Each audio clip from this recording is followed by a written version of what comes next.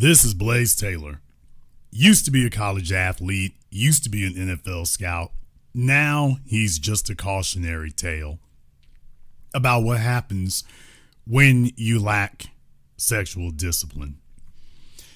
He was arrested and has now been convicted and sentenced for the killing of his girlfriend and their unborn baby. I want to go over a couple of articles here in particular here.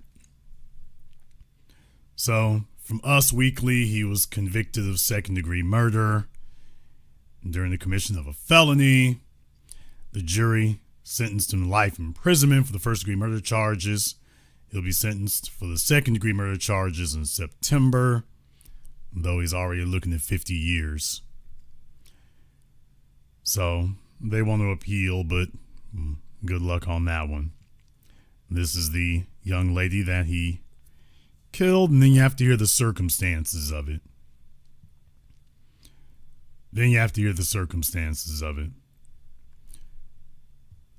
says here the Nashville District Attorney Jan Norman told the court on Wednesday, June 24th, that Benning, and that's the girlfriend, Jade Benning, called a friend that February night to say that she feared that Taylor may have spiked her drink because he did not want her to carry the pregnancy to term. Per the prosecution, Taylor suspected that the baby was his. So they're saying that he didn't want them to take the child to term, which indicates to me that there was a conversation between him and her about the child, about her being pregnant, and that probably escalated to this.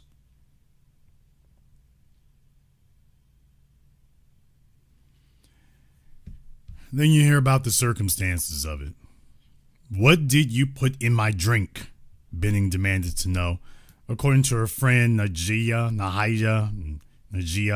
Jackson, I knew my drink tasted funny. You did this because you didn't want the baby. So she knew this. She knew that the guy she got pregnant by did not want that baby. So that shows you about the attitude of the folk there all the way around. She got pregnant by a guy that she knew did not want the baby. Okay. Benning died on her 25th birthday, having lost her unborn baby several days earlier. An autopsy found that Benning had 1,787 nanograms of cocaine per milliliter of blood at the time of her death. For his part, Taylor has denied any wrongdoing, so his attorneys argued at trial that Benning's death was caused by her own alleged drug use. So he's saying that it was her. This woman got pregnant by a guy that she knew did not want to have this baby. Clearly, she wanted to go ahead and see it to term. He's an NFL scout. Not sure how much money he was making, but obviously not broke. I'm not even sure that this is the only one. Not even sure that he's the only one. And here's the thing. I'm going over this in a measured manner because there's a lesson to be learned in here about your life. For men in particular, men tend to grossly underestimate their own value. Men tend to hideously underestimate their own value. They tend to tell themselves that if you're not Michael Jordan or Jay-Z, then you're not a target. That's what guys tell themselves. They tell themselves, well, hell, if I'm not a 9-figure dude, I'm just a guy out here. Then you start moving and operating the world, and you start realizing just how much you really got going for you there.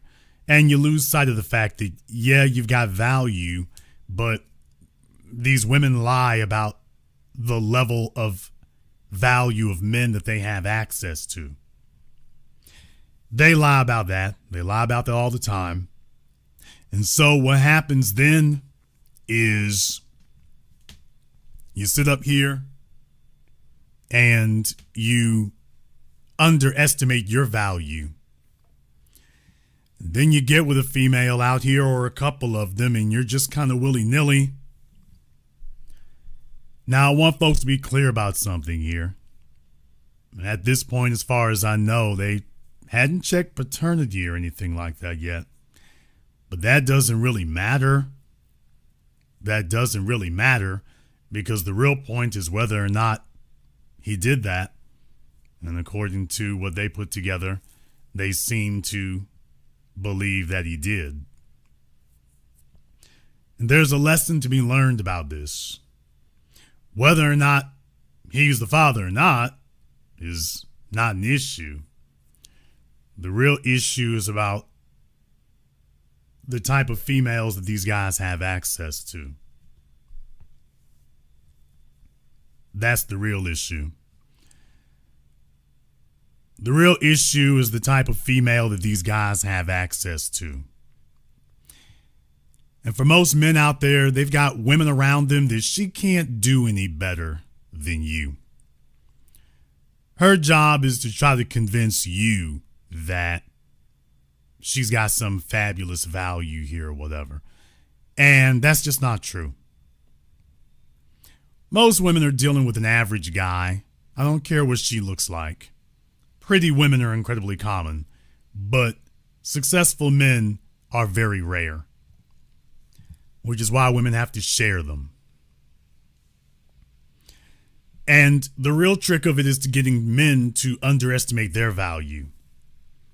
I want guys to understand something here. There is a culture out there that is focused and circulated towards denigrating males, insulting you, belittling you, making you feel less than anytime and all the time. I want you to soak that in for a minute for the guys listening in particular. You have a culture that elevates the females, congratulates them for breathing, tells them that their sex organ gives them infinite value. And as men, you're constantly being belittled, minimized. The females start this on you in elementary school. You have elementary schools where boys go with girls, but the girls spend most of their time belittling the boys and denigrating them and talking down to them and making it very clear that they choose other people and really trying to attack your value. And most males are subjected to this. As a result, you don't understand that this is a conscious effort. It's like a hive mind. It really is. Follow me here for a moment. It's like a hive mind. It's like a hive mind that is focused against you. They're the guys, the top 10%, who are just going to get a primal, visceral, physical reaction. And everybody else, it's about destroying your value. It's about crushing your spirit so that you will be docile and compliant. A lot of you fellas, you spend your lives building yourselves back up, fixing yourselves back up.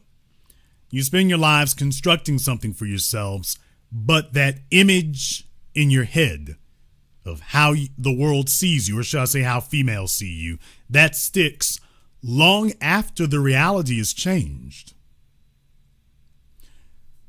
I don't want to get too Freudian, but there are a lot of fellas out here walking around. Basically, you are a 30-year-old version of your 7-year-old self.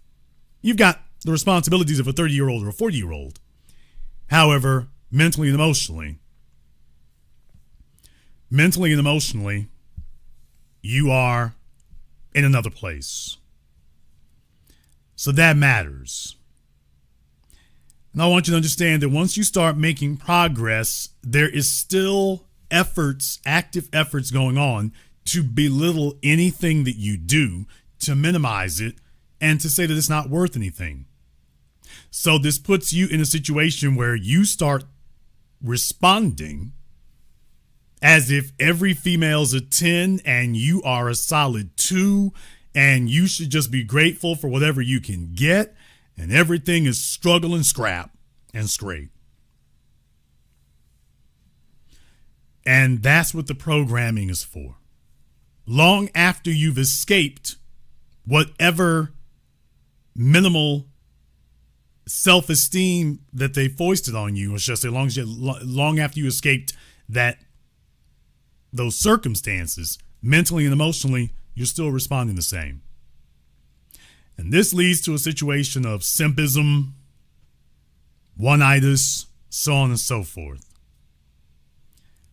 where you are prescribing infinite value to a female while she's telling you what your value isn't.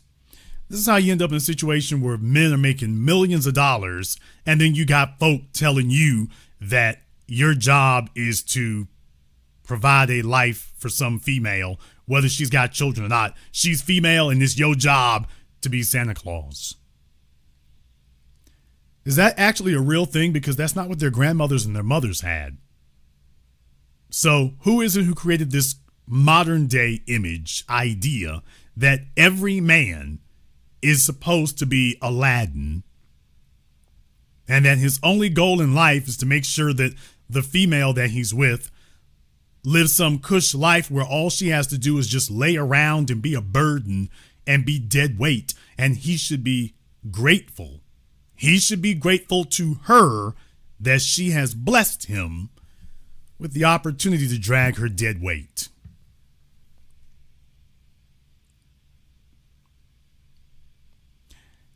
And I submit to you that what happens with a lot of these fellas, a lot of you fellas out here, you get into bed with these chicks and you don't see anyone or anything outside of them.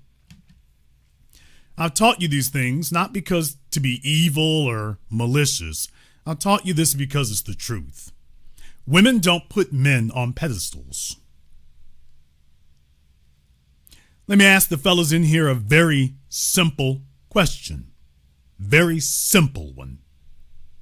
Think about the last female, regardless of her age, from the age of 18 to 98. Think about the last female who had a man who allowed her to be a stay-at-home woman. Notice I didn't say stay-at-home wife, stay-at-home woman, whether she got kids or not, and the kids eventually grow up and grow old. So she's not going to be a parent forever. Or she's not going to be home taking care of kids. She's only going to do that for about 7-8 years. At the very most, if you have several kids. Show me a guy who stepped in and made a woman a stay-at-home woman, and she said the 3 most important words. Not I love him, but I need him.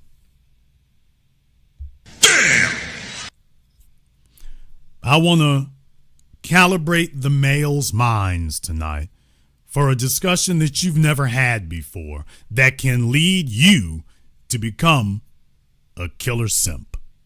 Join me and I will complete your training. It's time to update your files. Fellas, do you understand the 3 most important words that you will ever hear from a female are not I love you? I'm not even sure if the 3 most important words would be I respect you. But if she sincerely says to you, I need you. Not I need you because she got her ass in a crack. I mean that she says I need you as her expression and assessment of your value to her.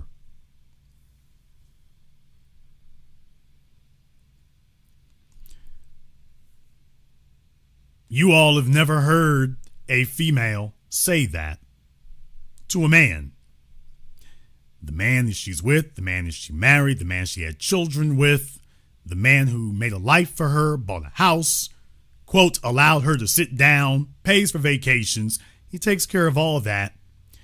And yet, you have yet to see one who has proudly proclaimed to the world, I need you.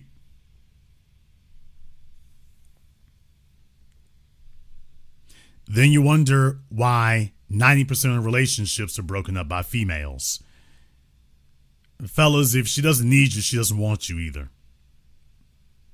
If she needs you, the issue is not with the men leaving. Men rarely leave. The real thing is not having this double cross thing. And so you see, most males grow up treating every female like an abusive mother, and that it's your job to gain her approval. Most males stumble and bumble through life trying to figure out how to gain a female's approval and how to keep it. So when she starts telling you to do things, you start doing it. When she starts telling you to move, you move. To work, you work. Do overtime, you do overtime. Buy a car, buy a house, buy vacations. The list just gets longer. And you get roped in and reeled into the idea that if I just do this one last thing, then she will finally be content and I will finally be okay and approved in her eyes. That is what all of that browbeating and emotional assault on you as a child in elementary school, by your teachers and everything else, was intended for. That's what it was intended for.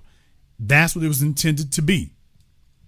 It was intended for the purposes of convincing you to be completely pliable, for you to be needy, for you to be stuck, for you to be that way. And then once you've done that, you grow into grown men who just continue chasing it. You continue chasing the carrot on the stick. You're going to work your ass off, work crazy. And she's going to tell you, make sure you keep working, buy a car, buy a house. Eventually that won't be enough. Then she starts telling you, we have to get married and have children. And you're not really sure you feel that way about her, but now you're trying to hold on to it.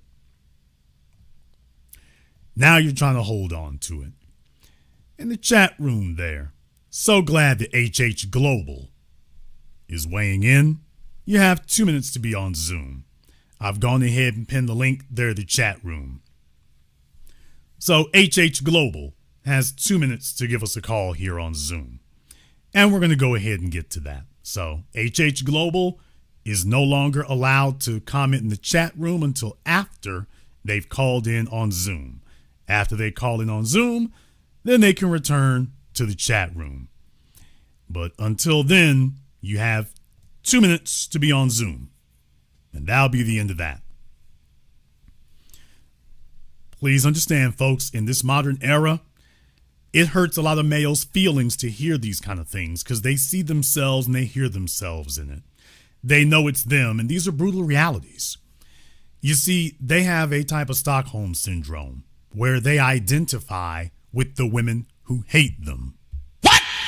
You have to understand, as I just said a few moments ago, most males sit up here and bludgeon themselves for females, treating them like the abusive mothers that they either always had or never had. And they spend their lives fighting for her approval. And as a result, they start to see themselves the way the females do. The females who hate them. And so he starts identifying with it. Then they start saying super crazy simp things, and everything becomes about that. There is no objectivity. It's about whatever the female wants, the female gets. Whatever the female says, that's what it is. And then when they're in the company of other men, they start acting like a male feminist. Well, yes, he's never been accepted or approved of by other males. He identifies like a female. So whenever he hears any issue, he just channels his inner female. That's dangerous for males to do.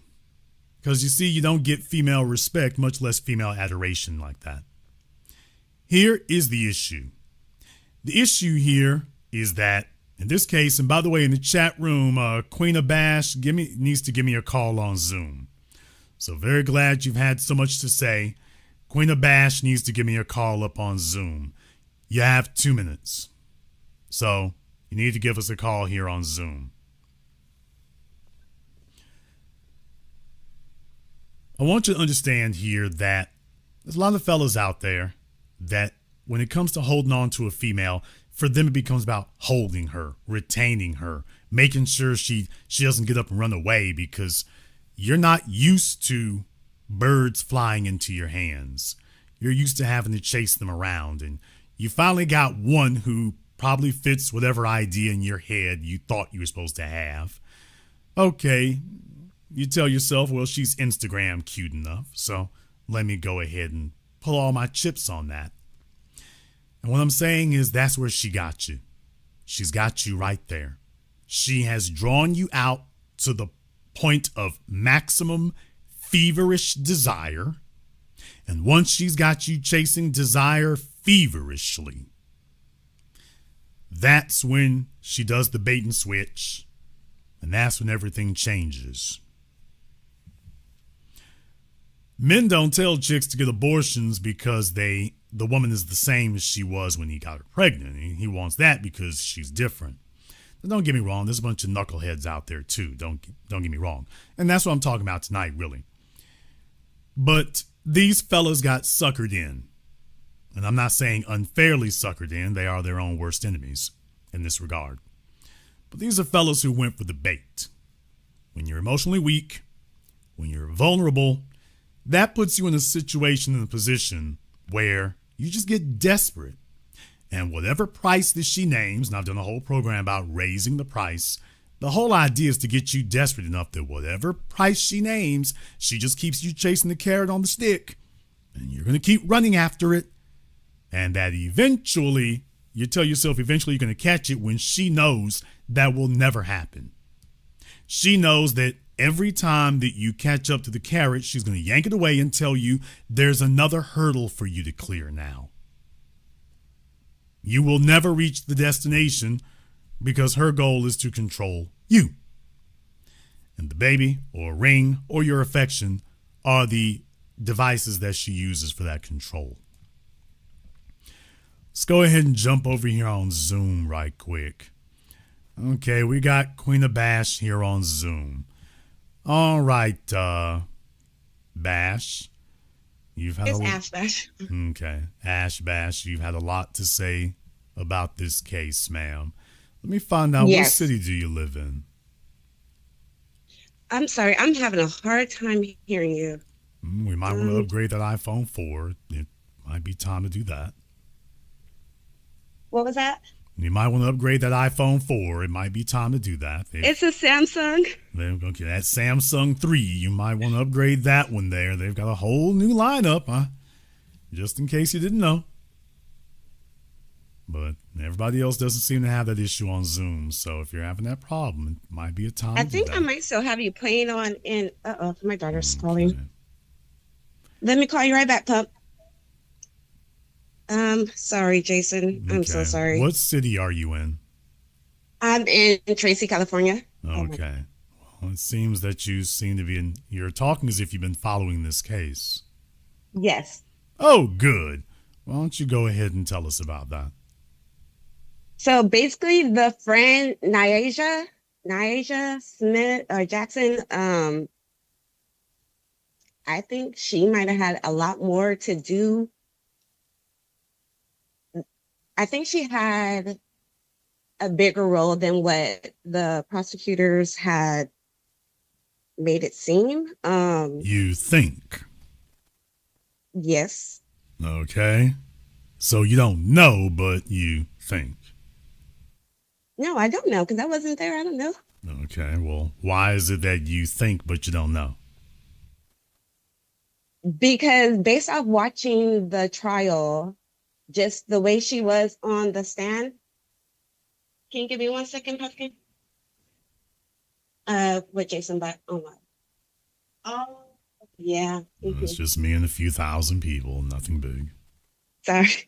I'm so sorry. Okay. So basically, when she was on the stand, like just her demeanor, the way that she was dodging the defense attorney's questions, her text messages seemed like she was a little obsessed with her friend. Um, just yeah, she forced them tears out on the stand. It didn't seem believable in my opinion. And I watch like a lot of trials, so like it's Okay. easy to determine Well, somebody's credibility. that's circumstantial, understood. But do you have something that disproves her testimony about the events of that night where No. Jade called her and said he snuck something in my drink? Okay, so what made me question that call was like Nyasia text her was like, "Are you speaking to me? Like, are you talking to me? Like, why would your best friend text you? Why would you assume your friend's asking you if you put something in my drink?" Is what like really made me start deciding her.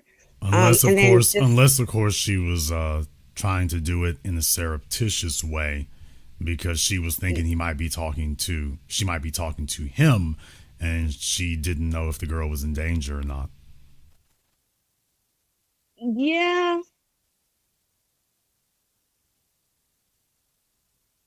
I suppose I'm not okay. I'm not saying that she's completely wrong, right? I'm saying like it's just I think she may be telling the truth to an extent. And then the time, okay, so she went over, or Jade and Blaze was having what a date night or whatever, and Jade was fine the whole time until Naija and is it Keontae came over, and then 30 minutes later, after they leave, she all of a sudden starts to feel the effects of whatever Right. was I in her mean, system. now then let's go ahead and check on a few things here. Had she ever had or experienced an overdose before? No, but it did come out during trial that she has a history Of of doing drugs. marijuana use. Now, did they say anything harder than that? Because that's where we're getting into Mushrooms. overdoses. Okay, but as far as the hard stuff, cocaine, heroin, meth, the stuff that can kill you. No, I believe the defense attorney tried to get that stuff in, but they Right. was not. Right. There's the issue is that if somebody could have pointed to that, that'd be different. Now, Yeah. let me explain to you all exactly what you're looking at there, okay? There's something called a speedball. At least we used to call them speedballs.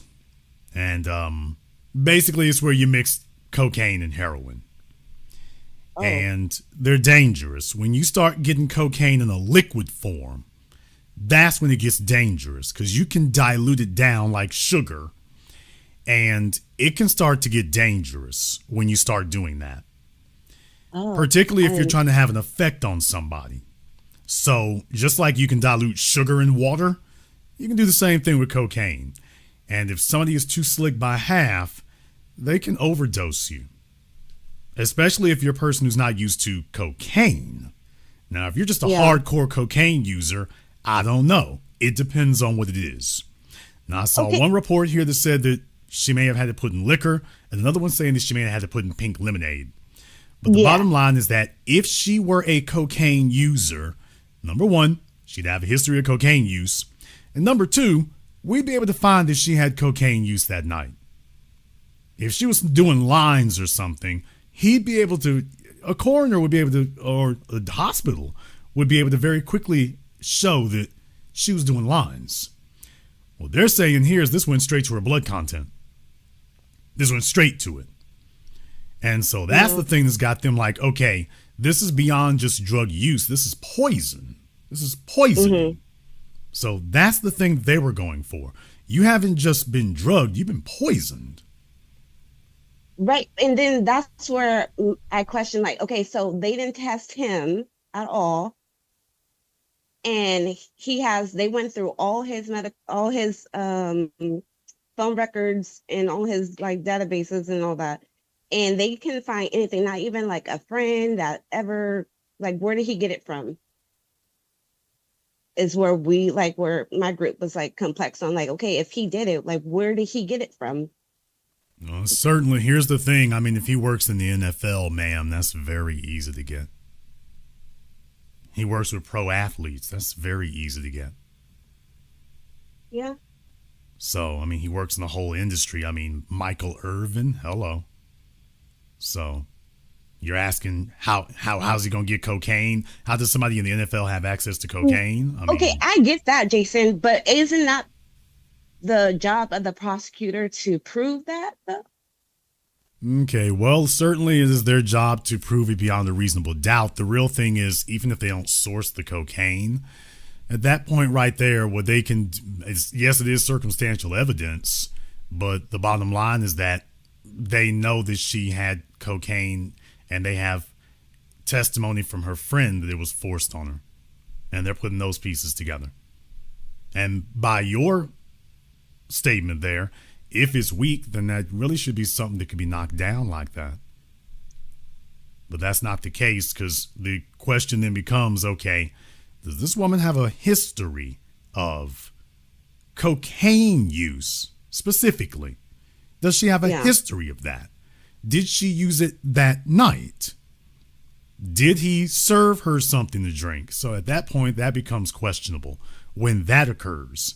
So I'm not blaming you for doing your due diligence or being, critical. Also, the friends were in medical school as well. So okay. I don't know if that. Well, the thing is, what you really need to do is just show that she was a hardcore drug user. Okay. Now, if they could show that, then that's going to be convincing. Because otherwise, what you're saying is that she just decided to drink a glass of cocaine at 25 years old out of nowhere. And 6 months pregnant, yeah. 6 months, yeah. And yes, I do understand she may have been doing some weed in that time. That's not lost on me. What we're saying now is that she decided to do a whole shot glass of cocaine, 25 years old, out of nowhere. Had never done this before, does this, and as soon as she does it, she starts claiming that something's wrong. You see what I mean? Yeah. At that point right there, now you have to start explaining, okay, how does this add up? Yeah, that's where a lot of people or my group was a little complex, because one, we know she was a dealer. She had like access to a drug dealer, and often she's like the middleman or middlewoman for like the people at her job as well. So we're like, okay, well, he has no history of drugs or ever getting drugs. And on the other hand, she has a history of providing drugs to other people at her job and her friends. And in this case, we'd be saying that he's just gone over to her house. She's gone over to his house. Everything was fine. And then she just drops dead. Because when he called 911, he said that I think she's had an allergic reaction to something. Yeah. Allergic reaction to what, sir? And he didn't say, I don't know what's going on. She's having a seizure. She's just gone faint. He didn't say that. He said, I think she's had an allergic reaction to something. Okay. Allergic reaction to what, sir? But why would he wait till the friends come over? Wait a minute now. Well, why would he tell 911 that he thinks she's had an allergic reaction? Probably because she was foaming out the mouth and throwing up or something. Okay, well, that's not an allergic reaction, though. No, it's not. No, that's poison. And if you saw somebody foaming at the mouth, you wouldn't think they're allergic to something. You would think something has happened to them. And the problem in his case is they have to prove method, motive, and opportunity. What was his motive? She's pregnant. Yeah. And the real thing is now, what about testimony to the effect that he was not really enthusiastic about this, because was she the only one who was pregnant? No, he had like 3 others. Oh, okay. By the way, for everybody in the chat room, just notice that didn't get mentioned at the beginning. No, it Okay, didn't. so I'm talking about you. That Yeah. didn't get mentioned at the beginning. Oh, me? Yes, Ash Bash did not mention this at the beginning. But by the way, folks, yeah, she was not the only one who was pregnant. He had a No, string of them she had- pregnant. Yeah, And he made them. he ain't a football player like that, but he's following in their steps. So you get this one in particular. And if we're having arguments about her pregnancy, and he's like, I done got too many of them going on. You said you was on the pill and blah, blah, blah. And then she's like, I'm keeping the kid. I don't care what it does to you. Yeah. Yeah. Now, that right there, a big piece of the puzzle just falls right into place. Yeah. I think also when his ex or ex also got on the stand and was like, oh, he tried to talk me into an abortion as well. Right. That might have played a big role. Okay, but did he also discuss that with Jade? I think he did ask her if she was going to get an abortion. All right, there you go. Yeah. All right, there you go. I'll tell you about when these fellas have the what you gonna do conversation. Mm-hmm. It sounds like you had a child or two yourself. I'm have one, not yeah. I'm not gonna ask under what circumstances. However, if you're a single mom who's never been married, the guy gets you pregnant. I shouldn't say the guy gets you pregnant. You get pregnant, and then you tell the guy you're pregnant. He's either gonna say one of two things. He's either gonna say that's great. How far along are you? Or he's gonna say, what you gonna do? Now, as all women who've gotten pregnant by a guy they weren't married to because they figured, let me see if this will get him over the finish line. It doesn't. But y'all have had the same experience. He's either going to say, you thought he was going to say, yay, this is great. Instead, he says, what you gonna do? And you know what you gonna do means, are you gonna have it or are we gonna do something about this? Mm-hmm. And to do something about it is get rid of it. So if the fella doesn't give you the this is great response, yeah, he wants you to get rid of that. Yeah. He was, I can honestly say, I think he was immature and was dipping and dabbling irresponsibly. Right. And she got pregnant by him. Yeah. And they only had known each other for about 90 days at that point, if that, because they were just friends with benefits. So even though she knows he got baby mamas, but he's a scout for the NFL. So yeah, how bad could this go? And yeah, at 20 something, 22 was at that time, she would have been what, 24? So 24 years old. And she comes from a 2-parent home. So much for these 2-parent homes. And goes straight to single motherhood. Yeah. Now, what female grows up in a 2-parent home and goes sprinting to single motherhood? Come on now. Come on. Yeah, Come on. no. No, this is a chick. Plus, she light skinned. What? I went there. Okay. Yeah. So, fellas. Well, she had multiple men. She didn't know who the daddy was at first either, too. So they both were. Okay. Let's put that to bed. Ash Bash, that right there is the single biggest lie. And that is a lie that females tell. Every female knows exactly who she got pregnant by because all of you are aiming to get that guy pregnant. If you all didn't know who you got pregnant by, well, then you wouldn't be choosing them. So you see, the guys that you say no to and don't allow them around, that's how we know that, you know exactly who you get pregnant by because there are a bunch of men that you refuse to even allow contact to you. So you all choose candidates and you're only ovulating for a few days. Okay, this is the one. Let me see if I can land him, because let's remind you, females believe that a man owes her something simply if she's been opening her legs.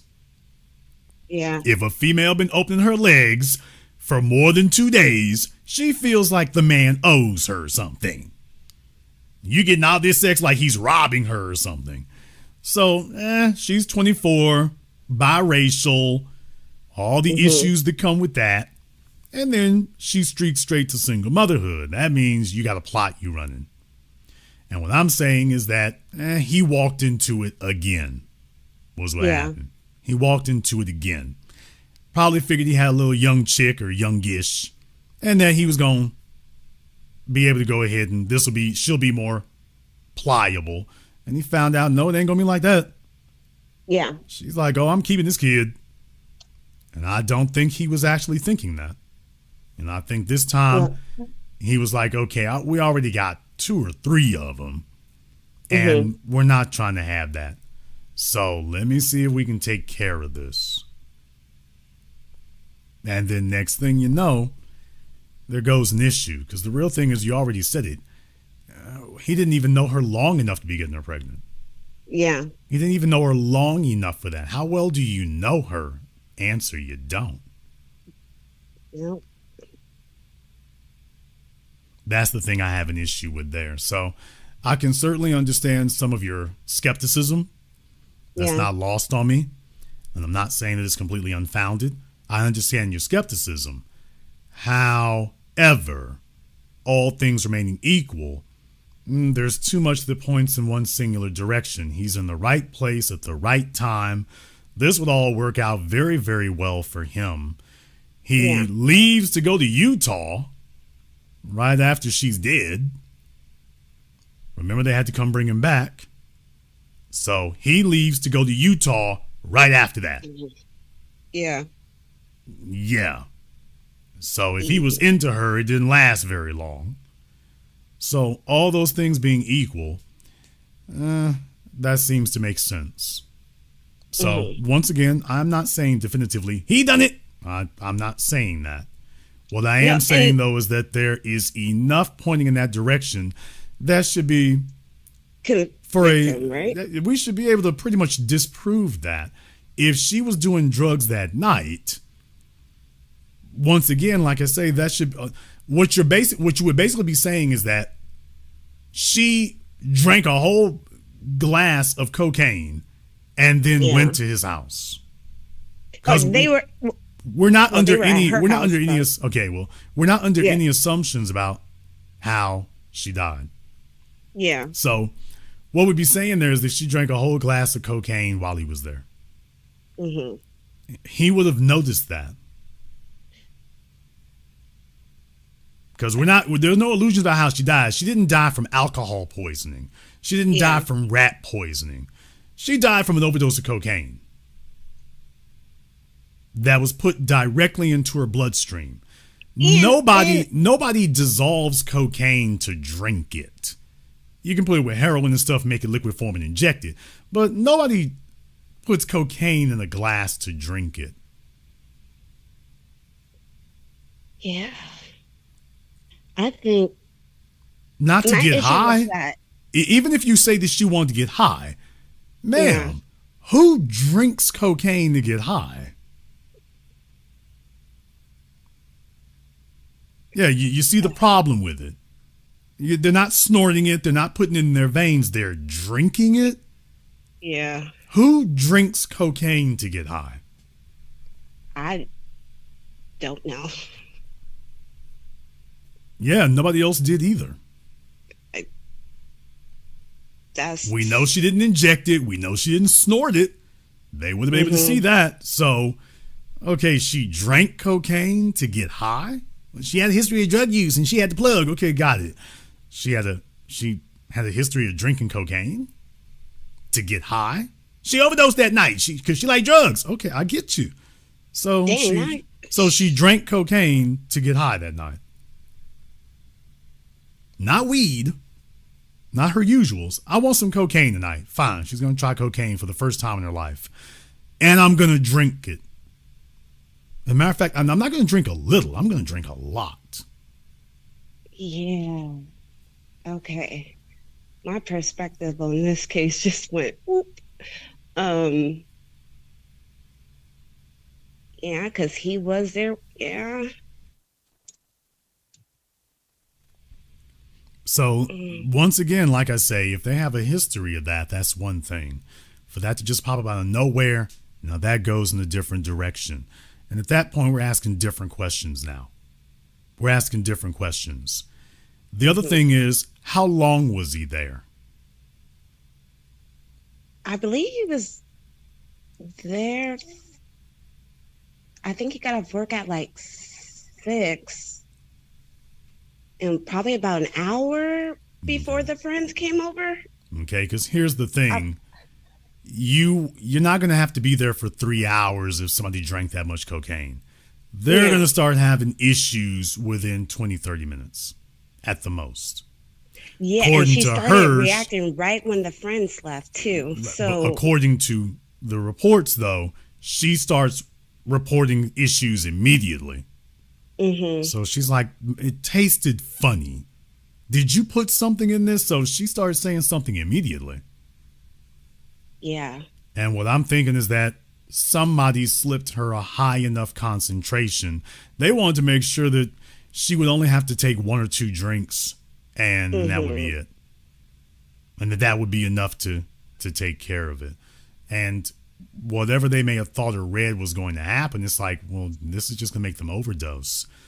It'll hit the bloodstream and stuff, and maybe they read somewhere that this is enough for that, but different people's physiology works differently. Yeah. And if they just can't handle it, they can't handle it. So if you because it don't happened to her quickly. It didn't even go to the baby. If you don't believe that she's not going to go willingly have an abortion. So you have to find some other way to induce this. She's not going to go to a doctor. So you don't have that option. So what can we get her to do that will cause this to happen? Well, she does like to get blitzed every once in a while. Okay, but she doesn't do hard drugs. Okay. Is there a way we can slip her some? Well, she's not going to do anything intravenous, so heroin's out of the question. And she doesn't snort cocaine. Is there another way of delivering it? Yeah, and mushrooms wasn't going to do it either. No, that recreational stuff was not going to do it. And I'm not really sure that cocaine would do it either. Maybe they read something or heard something, because that's the part that I'm still looking at. But my real point right there is that that'd be different. The bottom line is that it is very unlikely that she subjected herself to that. She was a recreational drug user. She didn't have any real history of hard drugs. And even if she did, she wasn't sitting up here blitzed like that. So the real thing is what happened this time. So it would either be him or the friends. Why would the friends want to do that? Furthermore, was there any evidence that they did? No. There's only one person who was around long enough for that. And according to them, he's the one who gave her the drink. No, they're saying they're saying that she said that he was the one who gave it to her.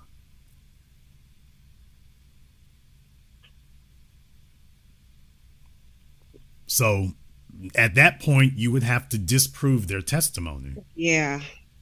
So you can say, okay, I don't like it. They're weak or this, that, and the other. You're going to have to disprove it now. And the real question is, did that happen?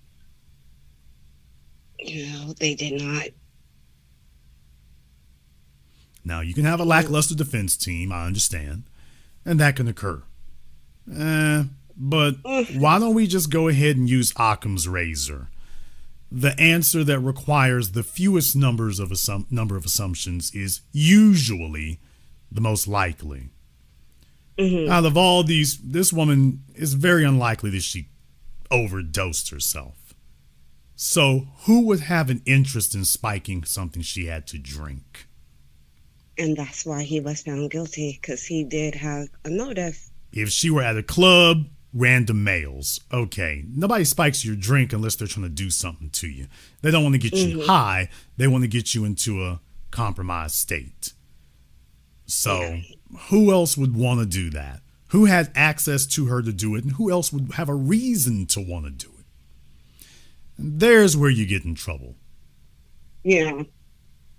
So at that point right there, now you're veering perilously close to reasonable doubt. Yeah. Beyond the reasonable doubt, because now you have to answer, okay, who else would want her to ingest an overdose of cocaine? Who else would want to do that? Why? For what reason? If he was having sex with her, you don't want her high. You don't want her doped up. So who else would do that? And then if she's like, you didn't want me to have the baby, what that leads a person to believe is that she knew something already, or she suspected something already, which was also part of what they were saying. Or he might have said something during their... Right. This is not the first time that came up. So it's indicated that something like that could occur.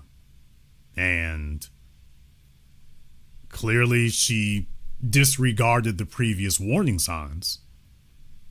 And if you didn't think he was going to follow through with it, it looks like we're going to go there.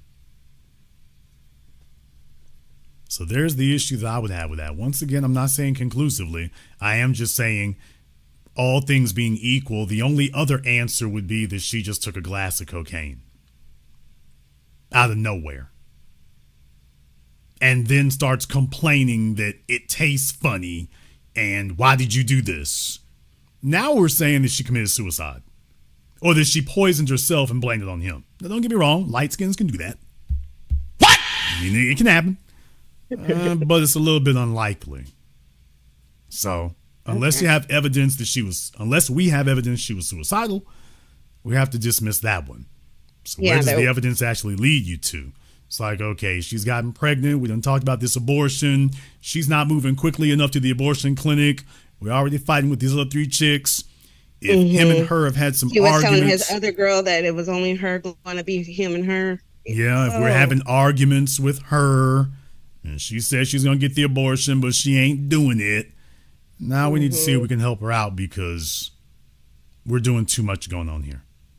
And from there, it can go left. So, once again, you are correct. The only thing that you really have an issue about is, well, we don't know how he got the cocaine. Yeah. But just remember, that would be the only missing piece. The only missing piece would be, okay, we're not sure how he got it, but he has access to it. Or he could have access to it very easily. Much more than the general population. Okay. The real thing, though, is that, once again, why is he in that position to begin with? Yeah, How does this 24-year-old got you in the position where it's baby mama number 3 or 4? How in the world did we get here? Yeah. Where we have to be arguing and going back and forth over abortions. Do you realize how retarded that is? As a grown man in the 21st century, I mean, I've watched it all the way from the 80s to now. There are 0 men who don't know how females get pregnant.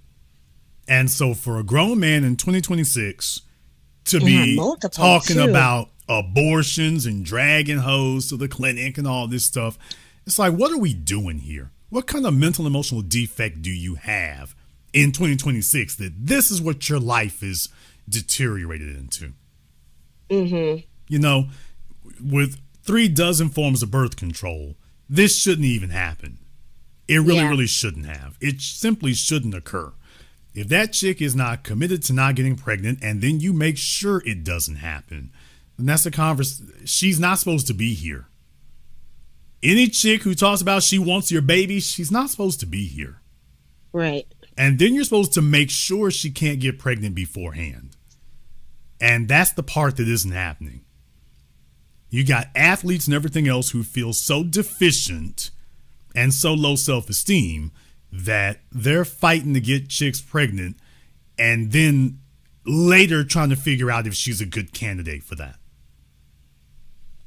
And then when it goes bad, because she doesn't really want you, she wants what you got, this is where we end up at. And that's the part that males have to get over.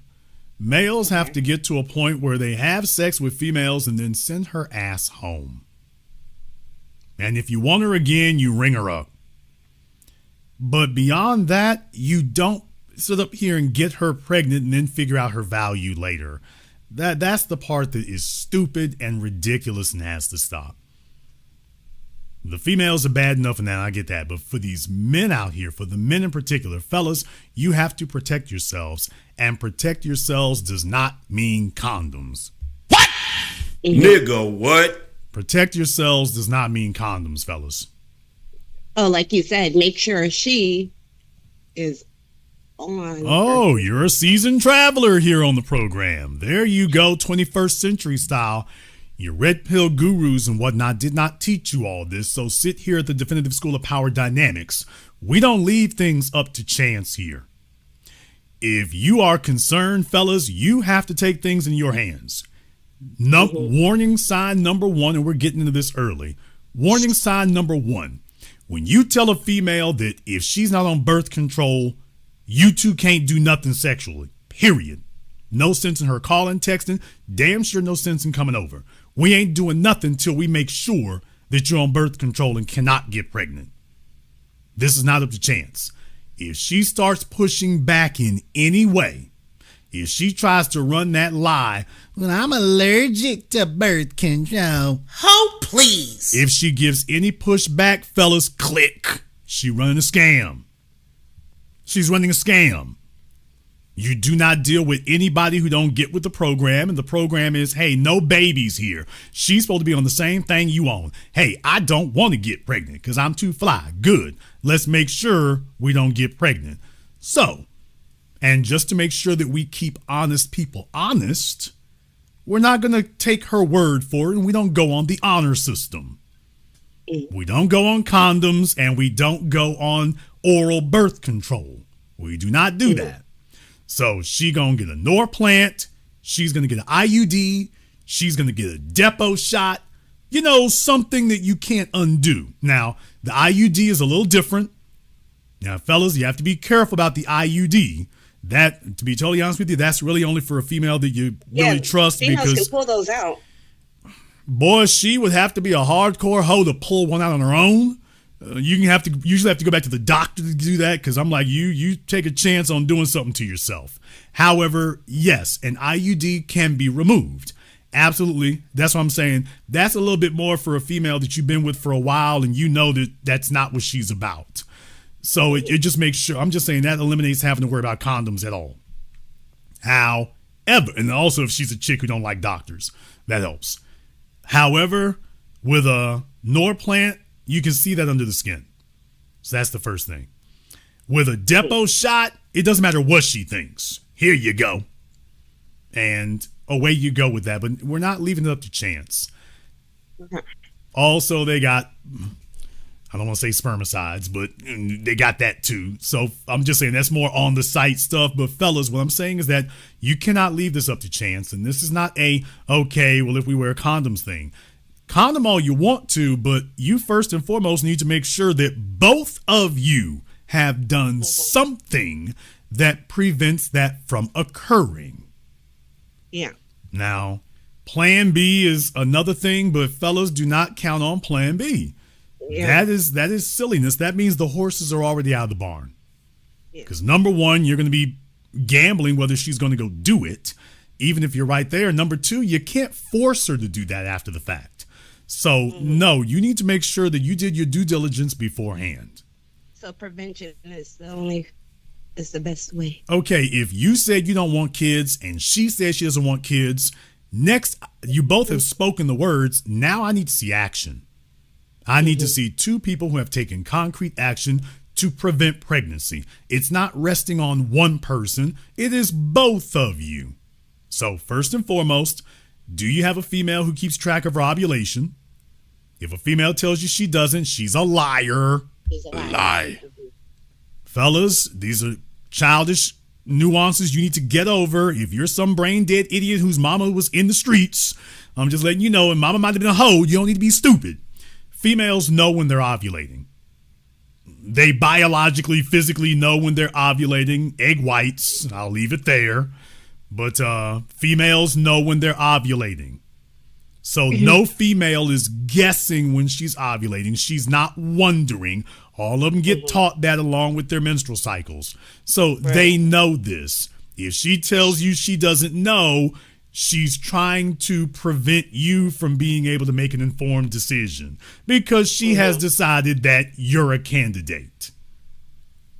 And now she just wants you to be reckless. So if she plays dumb, she's hoping that happens. Jay Grizzly, I'm probably going to have you call up in a minute. We'll see. In any case here, don't rely on her word of mouth. Don't take her word for it. Make sure you've done your due diligence. And if she really doesn't want to get pregnant, she's going to hop to it. She is not going to have any problem with this. She's going to hop to it. There's not going to be no hemming and hawing. It's not going to be no running around and bull jiving. It's not going to be any of that. The real issue is fellas sit up here and finagle chicks in the bed, knowing full well she's itching to get pregnant, making goo-goo eyes and you the one, and has not done a lick of protection. Dude, she's chosen you as a candidate. And you're going to get it. So, fellas, in the 21st century, we're not on the honor system. If you want to have a chick, I don't care who she is. You can have the biggest slut in town. You can have the chick with 5 baby daddies. Okay, don't get her pregnant. Don't marry her. That's due diligence. You want to lay up with her? I'm not here to sit up here and tell you who to lay up with or not. I can just make recommendations. If you're going to ignore that, the bottom line is make sure that when you get done laying up with her, you can send her ass home. And that she has no ability to obstruct or harass your life after that without your approval. And that's really it. The problem is that most males are so desperate for sex today because most males are sex deprived. And most males are so desperate they'll do anything. Well, it seems like the females these days are just as bad, though. Well, look, if the females get an opportunity to sleep with the guys in the top 20%, a lot changes. It's the bottom 80% that the females are resistant to. But the top 20%, that's really who they're going for. And they don't get most of those guys either. They just get laid on top of by most of those guys. So after about the third or fourth fella done flew her out, now she switches over to, I got to get him before he gets me. So the next guy, when she gets with him, now it's about, okay, you ain't going to be just laying on top of me for 2 or 3 years and then send me on my way. But baby, that's what you're good for. And she's like, oh no. So next thing you know, now she's going to start doing some gorilla pimping. And if she knows she can't marry you, let's go ahead and see if we can get pregnant. And it becomes that. And in a lot of cases, it may not be about the man's finances. It may just be that she's fighting the last war. The last 5 or 10 guys got to lay on top of her. And now she's got a vendetta against men, but you can't get even with those guys. So whoever's the next fellow who comes to the door, he's going to get all the venom she has that she's built up. And men have to be cognizant of this and take it seriously. I'll go ahead and share this with you. Most men don't think they can do that because most men don't know that they don't have the level of desire from a female that she would do that. So they're afraid to tell her, you're going to a doctor, you're going to a clinic. No, not after you get pregnant, before you can ever get pregnant. Most guys know they can't really ask for that. They know they can't ask for it, much less insist on it and actually get it. So then they just start playing Russian roulette. Is it? I don't understand, like, why would, because, well, I'm not every, like, why couldn't they just come out the gate and just be like, hey, this is my boundaries and or whatever they say these days, we have to go do this before we even lay down. Most males don't have the value or the clout to be able to insist on boundaries with a female. Whatever, they're sexual scavengers and they just go so long in drought that when something does knock on the door, they basically got to roll with it. And so it's about, okay, what do I got to do to get her to say yes? Because he doesn't get very many options and very many opportunities. So most men don't actually have the leverage to say no. They don't have the leverage to insist on boundaries, standards, because boundaries and standards mean that you're willing to see her get up and walk off. And most males have so few options that come so far between. They don't have the options of running this one off.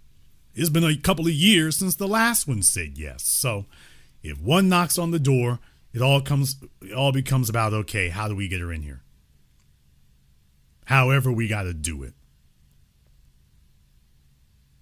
And it becomes that. And that is really, when we talk about the average male, the typical guy, that's really where the average guy is at. He's really about that. That's why you have so many fellas who are just bowed out of the sexual marketplace altogether. Mm-hmm. Because a lot of them have just said, okay, well, screw it. This is not worth the effort. And then you have that bottom 20%. That's the baby daddy market. And some of them used to be in the top 10%, but once you start getting chicks pregnant, you immediately fall to the bottom 20%, regardless of your income. Hello, Stephon Diggs. What? Mm-hmm. You know, so once you do that, you immediately plummet to the bottom 20%. At that point, you're just an easy mark for females to get over on. But what it's really about is men saying, here are the standards.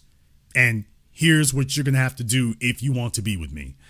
And do you have the clout and the leverage to be able to insist on that and actually get it? And the truth is, most males can't. And most females know they can't. Did you say clout and leverage? Right? Yeah, if you have the clout and leverage to do so. And most females know you can't. Most guys can't actually insist on it. They know he wants it. Every female knows he wants it. Every female, dude don't want to get you pregnant. But she's like, if I want to run him, I can do that. Because you all know that most of the men you meet are in sexual droughts. You know that most of the men you meet, they don't really have a lot of female options. He's not the kind of guy that females just, give their number to or whatever. Or if he approaches them, they give their number or something. You know that's not what you usually meet. Not usually. You in your daily life, you can count the number of guys you saw like that today on one hand with enough fingers left to drive. Okay. And under those circumstances, they get desperate. And he's been that way his whole life. Now, that's why I started the program the way I did. He's been that way his whole life. He's been that condition his whole life. He's been, a sexual scavenger his entire life. This isn't something that he's been going through for just a year or two. He's been in a drought. Why you said build it at a younger age. Yeah, he's been in a drought since, he was a sexual being. It's just ain't nothing going on.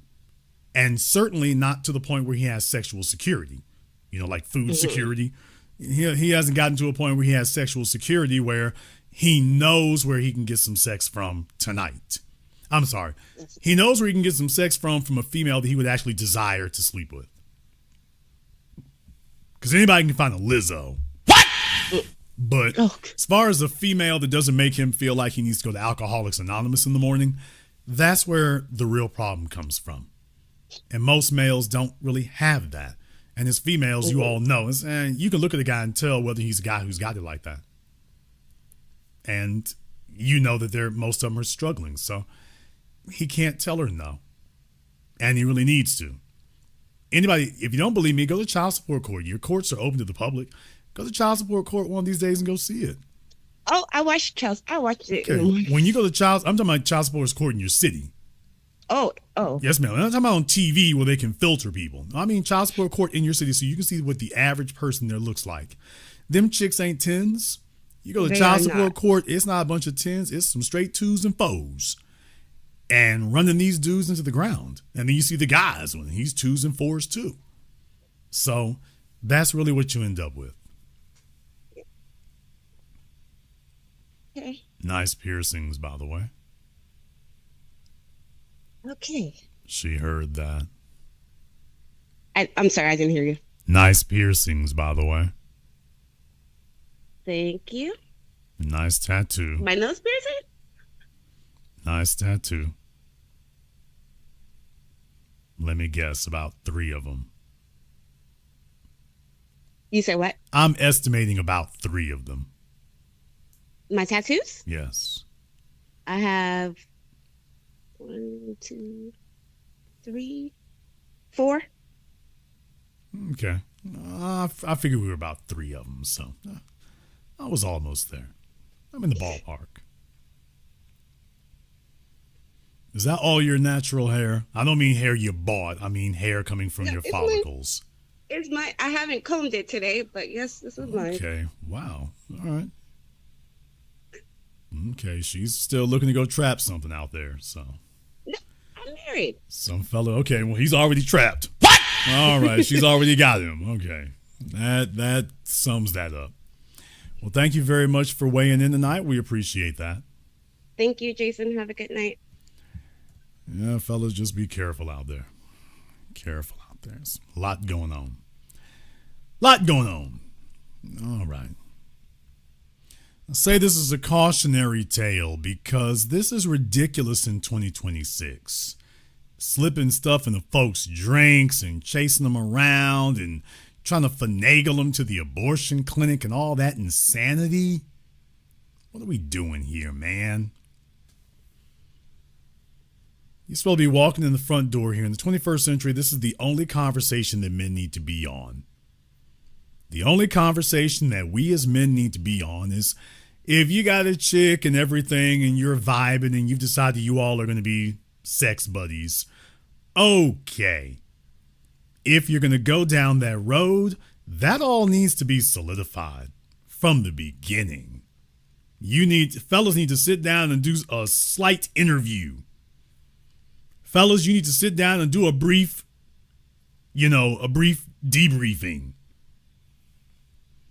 Talk to her for a moment here. Do a quick debriefing so that we can get some necessary information. Let's do a quick survey. When's your cycle? Are you ovulating? Yeah, I know these sound like some very clinical questions to ask. However, after she gets pregnant, these are the only things you ask about. This is a failure to plan and a failure of maturity. Women don't mind asking you where you work and when you off work. Okay, fellas, you need to be asking, okay, are you on your cycle? Have you been ovulating? Are you on any birth control? What are we going to do to fix that? What are we going to do to fix that? And that all needs to be solidified beforehand. Fellas sit up here and jump into bed with females that they barely know. And then you're dealing with such severe mommy issues, you're ejaculating in anything, and she's got you because she can see your mommy issues. She can see your deficiency. She sees a guy who's needy. I mean, take a look at him. He's got them little needy eyes on him. So she can see, okay, I can get over on you. Today, the women are the man eaters and the males are the damn daffodils. So I'm not blaming anybody for finding something cute to lay up with. Man, I'm not here to judge you for that. Do what you do. Have you done your due diligence? Because when I start talking like this, a lot of males get offended when I say, hey, I need you all to start becoming experts at, if you're going to be laying up with them, I need you to become experts at laying up with them and then send her ass home. How is it that we can't just make that the damn protocol? Hey, we're going to lay up with them and send them home. No, baby. No rings, no purses, no kids. You're coming over for the trip around the world and whatnot. We're going to hang out and kick you for a little bit. And then I'm going to get you back home in time for work. But males aren't starting with that conversation. So we need to break the damn taboo about that.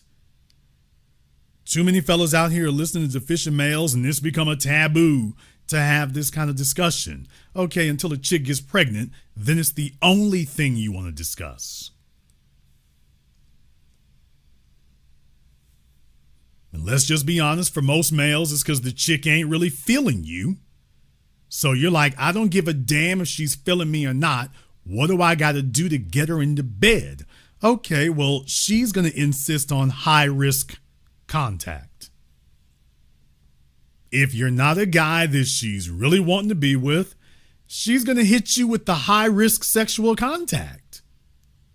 She's going to try to figure out, hey, how do we get as few roadblocks and as few barriers as possible? And certainly I'm not going to do anything that could prevent me from getting pregnant involuntarily. No, you don't take them to your house. That's why we got several hotels in every city in America. And deal with it, nigga. No, you do not do that. You don't know her well enough for that. Don't go to her place either, by the way. Today, these females get around. This chick here had a little bit of a rep. they get around like that. Okay, fella, you be sitting at the house with her, and then the two or three of the other fellas she been talking to, they be driving by her house just to make sure that nobody else is parked in the driveway, and then they see your truck sitting there, and then next thing you know, hey, Emma Jean, who you in there with? And then it becomes that. So you want to talk about men who can't handle their liquor? Most of these females can't handle their dudes. They can't handle their dudes. They can't handle their exes. Every time you turn on the news, you hear about another fella. The fella is dead. The chick is still running around. That's the crazy part. When the ex shows up, they're like hoes.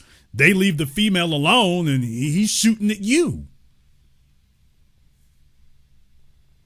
So as men, you have to be protective of yourself. So no, you don't bring her to your place and you don't go to hers and get yourself boxed in. I told you all years ago, I had that kind of situation happen to me once about 30 years ago. I was a very young, reckless young man. That was the last damn time in life I ever let that happen. I park in the driveway, and then about 20 minutes later, a car parks right behind me. And I'm like, who is that? And she's talking about, that's, what's his name, her ex. And I said, I thought y'all two broke up. And she said, we kind of sort of did. I said, well, he's kind of sort of about to be up in here. So I saw him walking up. I'm sneaking out the back door like an old blues record. On my way out the back door, she talking about don't drive across the yard. Oh, please. Yeah, she told me don't drive across the yard. Now he got me boxed in got my car boxed in, and she told me how else I'm gonna leave. Y'all, I left damn me the Grand Canyon through that front yard. You hear me? What? Damn! As soon as I cranked that damn thing up, when I put it in reverse, okay, that 350 small block did what it did. I'm straight across the front yard. You and him can explain who that nigga is just went across your front yard. Y'all two can explain that to each other. Cause I'm gonna be gone. Yes, I broke straight left. You got a big ass C cross. You got a big ass black C cross your front yard now. You sure do. You certainly do. Yeah. I'd rather be judged by the landscaper than carried by six. So let me get on up out of here. Your little petunia's about to catch these treads. What they about to do? Oh, believe me, it's not going to take me but a minute. I was born and raised in one of the murder capitals of America. Do you know how close I've come to being the damn statistic? Oh, hell no. Let me get on up out of here. And a life lesson was learned about the kind of jams that females will get you into. Men have to be self-preserving. You cannot be so damn desperate for some sexual access that you become completely negligent about your well-being.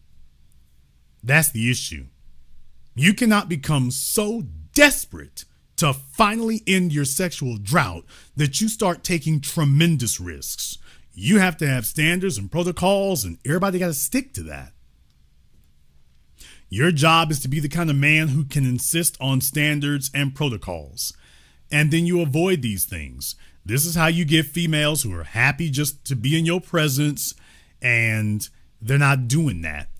But chicks who are looking to sneak you and let me steal a baby and let me grab these condoms out the wastebasket. All this old nonsense, that's, your life done took a bad turn when that's what you're dealing with. When you got females that this is how they're operating, it's like, oh, wait a minute, what kind of gutter stuff is this? What the hell is going on here? You're supposed to be with females who are on the same page you're on. If you don't want to get pregnant, She's supposed to be, I don't want to get pregnant. Now you two have had a meeting of the minds. Now you're not fighting each other over it. You got a chick that you got to sit up here and damn me WWE Royal Rumble with. When you start talking about not getting pregnant, you know full damn well she's sitting there cheesing. It's like, okay, yeah, we're not doing this. We're not doing this. But let's just be clear. Fellas, I've talked about this before. If I haven't done it, I need to do another program about the simp tax. When you are a simp, you get taxed. When you're a simp, you get taxed. Females demand things of you that they never demanded of the men they really want to be with. The guy she really wants to be with, she wants to know what he wants. You know, the exact reverse of what I just talked about. She wants to know what he wants so that she can get with him. She's not giving him a bunch of rules. She wants to know what his rules are because she knows he can actually afford to have them. Simps have to pay a tax. The simp got to hold her hand, take her on dates, buy a house, put her on insurance. He's got to jump through all these hoops and hurdles. She's telling you she got standards. No, dude, you're getting taxed. She's letting you know that the desire is not there and that the only way that she can fake it around you is if she tacks on the cost. So everything comes at a cost. And everything is about controlling you. Because that's how you extract value. Notice I said the word extract.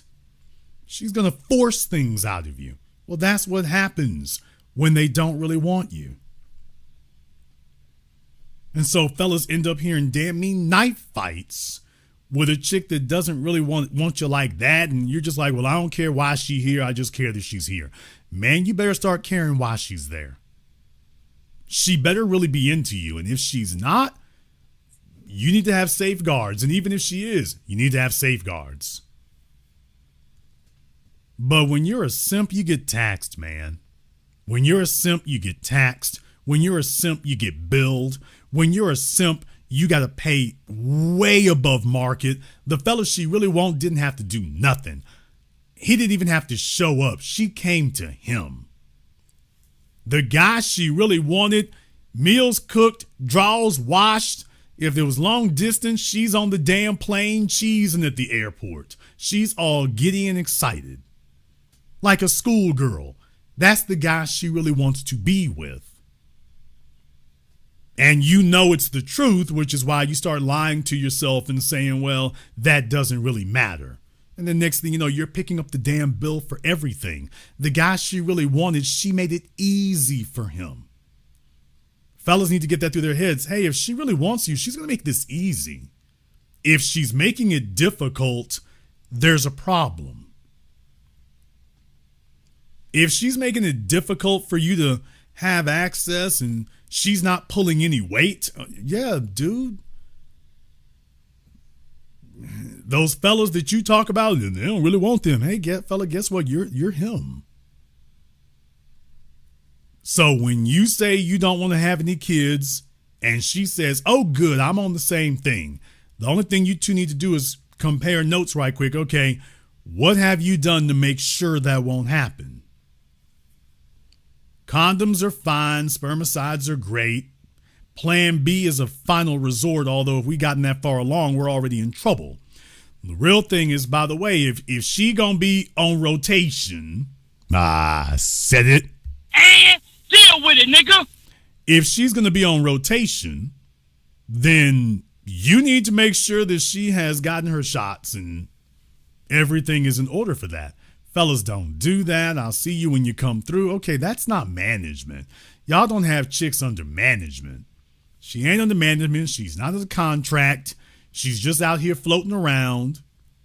And the other thing is, if you got a chick that you know other dudes are laying up with, there's the real thing. There's no way in the hell that he did not know that this chick was for the block and that she was talking to other dudes. There's no way he didn't know that.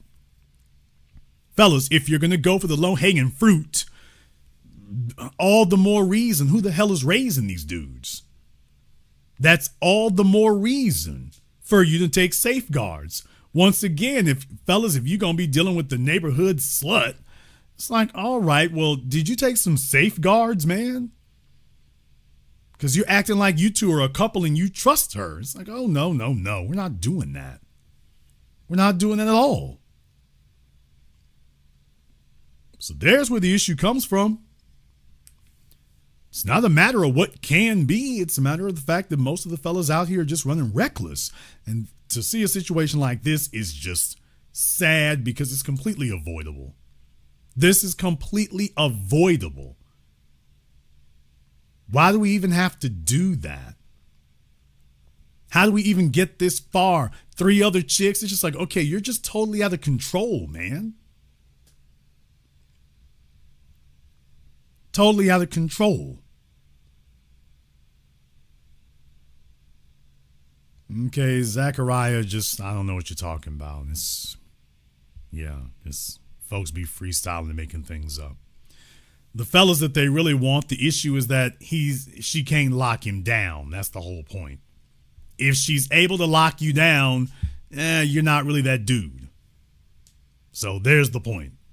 The guy that she broke all the rules for, that's the guy she couldn't lock down. That's the one that got away. That's the alpha widow. And that's the one who left her an alpha widow. So this stuff y'all talk about, update your files and get a clue. If she's able to lock you down, you're not really that guy. One more thing.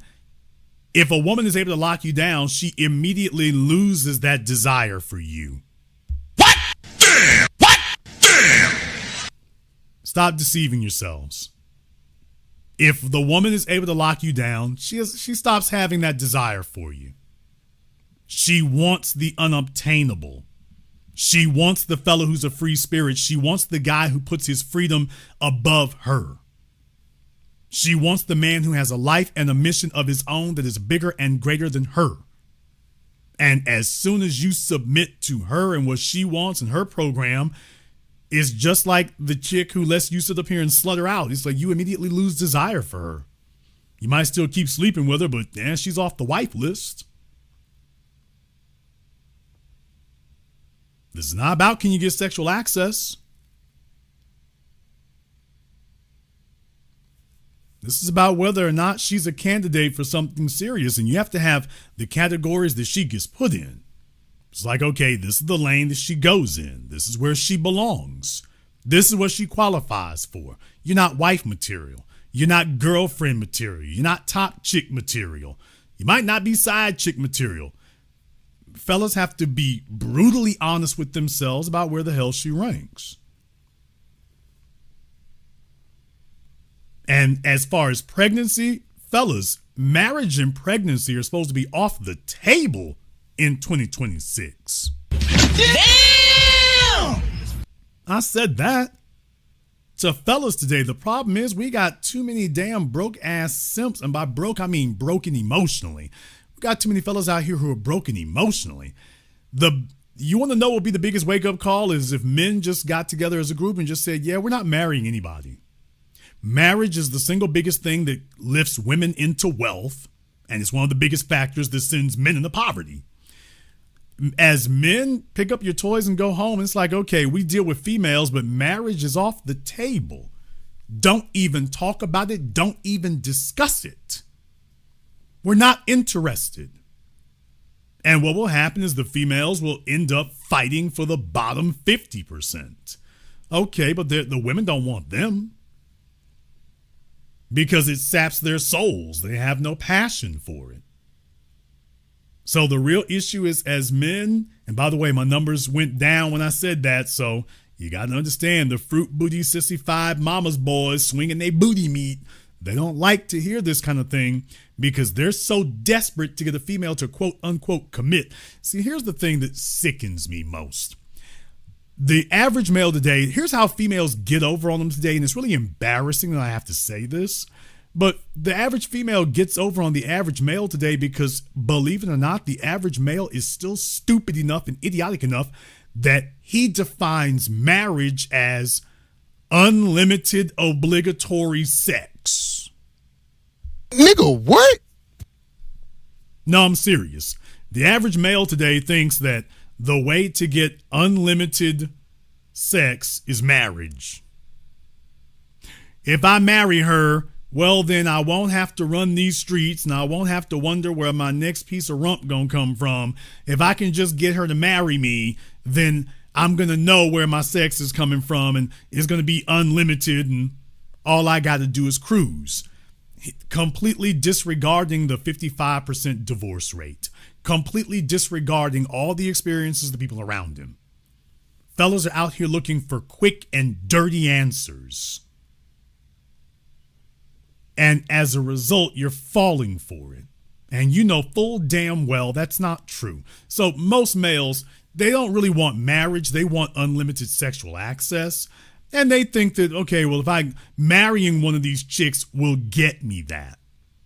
As if, now, have you asked the females whether they think, here's the question, for all my bone-headed, empty-headed mama's boys, little simps out there, have you asked your female whether she believes that being married means that you are to have unlimited obligatory sexual access?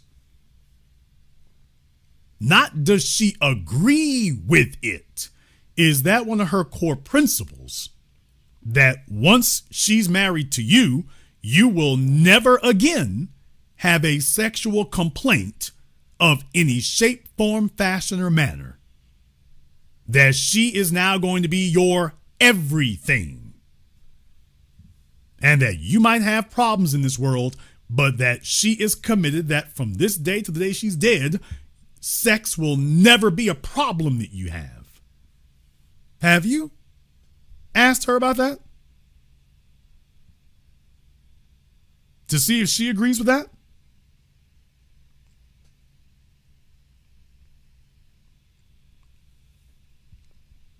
Oh boy. Yeah, most males haven't done that. They're just assuming that you're in your grandmama's time because you want an easy answer. You know it's not true, but you're like, I don't know any other way. But the truth of the matter is that men today, the worst, sappiest thing that you see is all this begging.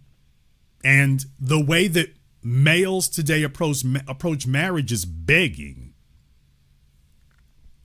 They're not approaching it. You don't see any power couples. You don't see a female who's adding to it.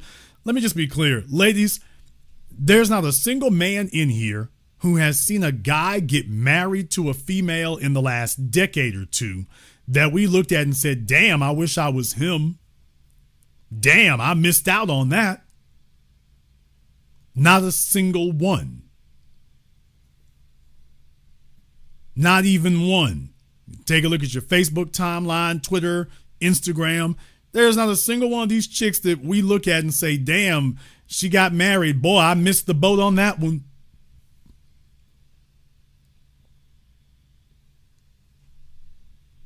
I mean, that's the whole point is that, okay, so what are these guys choosing? Well, they chose what chose them. But what he's not getting is the total package. He's not getting that. That's the part that's missing. Where's the total package? Okay. She's supposed to be your everything. All right. We're not looking at it like that. That's not the case. So for men who are smart, and I'm not saying that you would never get married in life. What I'm saying is that the default position is that, yeah, marriage isn't really something we're giving out anymore. And what I'm saying is that creates scarcity. That creates scarcity. Marriage is not scarce enough today. Marriage is not scarce enough today. The only place where marriage is really scarce is to a producer, but to all these retreads and cast-offs, these chicks get run through and then go right back out there, and the simps that they left sitting on the damn corner 20 years ago humiliated your ass, chose other guys over you, and he's sitting right there to pick her up. She's coming back 2 decades later with stretch marks, weight gain, 4 kids in tow, and those guys are still sitting there waiting. They're still sitting there waiting. So there's where the real defect comes in. That's where the real error comes in. And by the way, why are so many people offended when I said that? I'm simply making the point here that as men, the culture needs to be that by our default is that marriage and kids are not even on the table. They're not even in the discussion. And then once they see that that's how seriously the men take things, it's like, okay, that's when things change. However, please understand that simps, by their definition and their nature, simps have no character. They have no principles. So when they see the other men step back and say, yeah, we're not giving anymore, the simps be like, okay, good. Nah, they be like that fella on the one guy on the Carnival cruise. That one fella at the Essence Festival dancing among all the single moms. What? So he's like, oh, good. So glad the rest of these fellas got out the way. Left them all here for me. And, yeah, that would be the issue. Here he comes with his military GI Bill and whatever. Hey, ladies, need somebody to pick it up? And it becomes that. So there's a lot of that goes on, and that's why that scares a lot of fellas. That scares them to hear that. It scares them to hear that kind of thing. It scares them to hear that that's real. It scares them to hear that, because you have to have the ability to get up and walk away and be okay with it. Now, that's a tough call. That's a tough call for most males to make, to get up and walk away and be okay with it. Because he's like, well, hell's going to come from. Now, let me go ahead and address the bottom of the barrel sucking simps out there again. Hey, what we going to do for women? We ain't offering marriage. Okay, first of all, let me ask a simple question here. How's that marriage thing working out right now? Oh my God, bro. Oh, hell no. For all the fellas out here who got their G-strings in a twist because of what I said there. Okay, first of all, how's that marriage thing working out right now? Where are all the happily married dudes online that you're looking at like, hey, Jason, you're wrong. Take a look at these guys over here. I wish I had what he had. I wish I had what he has. Where are those guys, fellas? For the dudes out here who are taking offense at what I'm saying. And by the way, how's that working out? Where are the guys that you envy and wish you had the type of marriage that they got? Where are they? I'm not talking about your granddaddy. I'm talking about your contemporaries today. Where are they? Look at the chick that he got. That's the one you want. That's the kind you want. If she had a twin sister who was just like you, that's what you would want. What kind of delusion are you living under here? How is that working out for them? You know, with that 55% divorce rate and rising. How is that going? Since you're upset that I said it should be off the table. By the way, yeah, how are they enjoying the ride?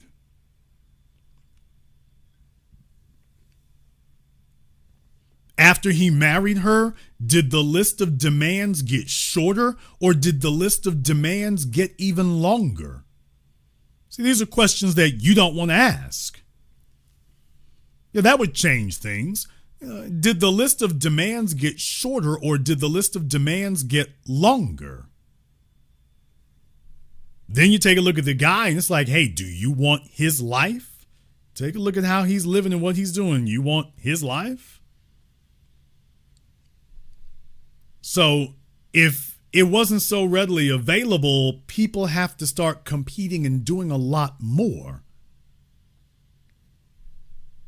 That's what I mean by that. You take it off the table. Hey, ain't no marriage, ain't no kids. Maybe you'll qualify, maybe you won't. But them the rules. This how it's going to be. And when you've got the guts to be able to say that and stand on it, well, that's what changes things if you have a generation of males who can do the same thing. Now, it can't be Pookie and Ray Ray. Pookie and Ray Ray, nobody lost anything because you're not around. However, for the fellas out here, you go off and become simps and things, and you might get a little bit of value for yourselves, but then you're ready to check out for the lowest hanging fruit that you can get your hands on. And that's what really poisons the waters. Females are tempted to sexually degrade themselves and slut themselves out. They have a temptation to do that. And they've got plenty of folk offering it to them. They're operating out of their emotions. So the problem is that females have, always told you all that men have a range, females have a type. Well, that's true, but the problem is that a female's got 5 or 6 different guys who are her type. So next thing you know, she wants to go test drive all 5 of them. Now she's coming to you after that. After she's gotten to do the bump boogie with 5 of these guys, and she wanted to keep a few of them in there. They don't have to keep her because they got options. Now she comes to you. And when men have the guts to say as a group, yeah, there's too much run through out here, and yeah, we're done with that. When that becomes an epidemic and it's not, scattershot and random, it's across the board. Folks know, hey, y'all are just undesirable for that. And the men are really locking the doors. Now you continue to make your value. You become a high 6-figure man. You got options. You can do all that stuff. You could give a woman a cushy life. I guess you could. But they're just like, yeah, baby, you got to qualify for that. You got to qualify for that like becoming a made man in the mafia. It ain't easy to get on my rotation. It's like becoming a member of the Gambino crime family. You got to earn that. You got to work for that. You got to earn your bones. You got to earn your stripes. You got to put in work. You got to work your way up the ranks to get there. Now, once again, the simps are scared because they heard that. And they're playing in their heads what the females would say. Oh, man, you can't do that. Well, why not? Man, as soon as you say that, they just gonna get up and go to the next one. And that's the problem. The problem is that you're scared. And understandably so. Your options are very, very limited. You don't have any. So you're one of the guys, you're afraid, if she gets up and leave, where's she going? As opposed to you're the place they want to be. So what you really revealed is, yeah, they don't want to be here. Ain't that right, Russell Wilson?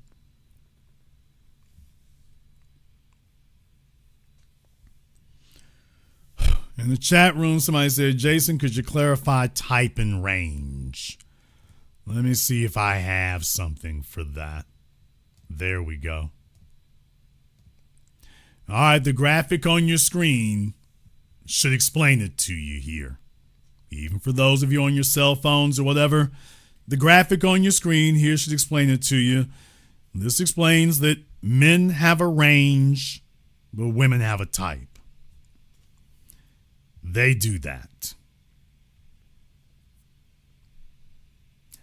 Now, that's the thing for you to keep in mind.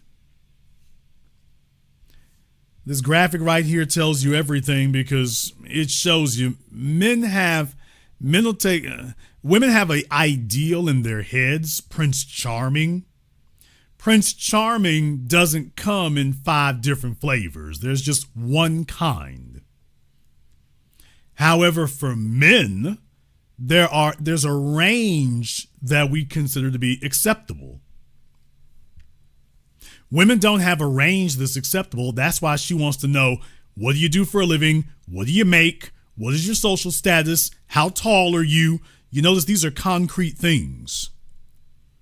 These are concrete things, listen carefully, that are not open to interpretation. So these are concrete things that she can see and measure. She doesn't have to guess about it. She can see how tall you are. We can see what you drive. What do you make? What's your social status? What is the number and caliber of females competing to be with you? Let me give you a case in point example, Idris Elba. So when you ask females if they like an Idris Elba, next thing they'll say is like a Denzel or something. They want that kind of guy. Okay, he's tall, broad shoulders, sophisticated. We get it.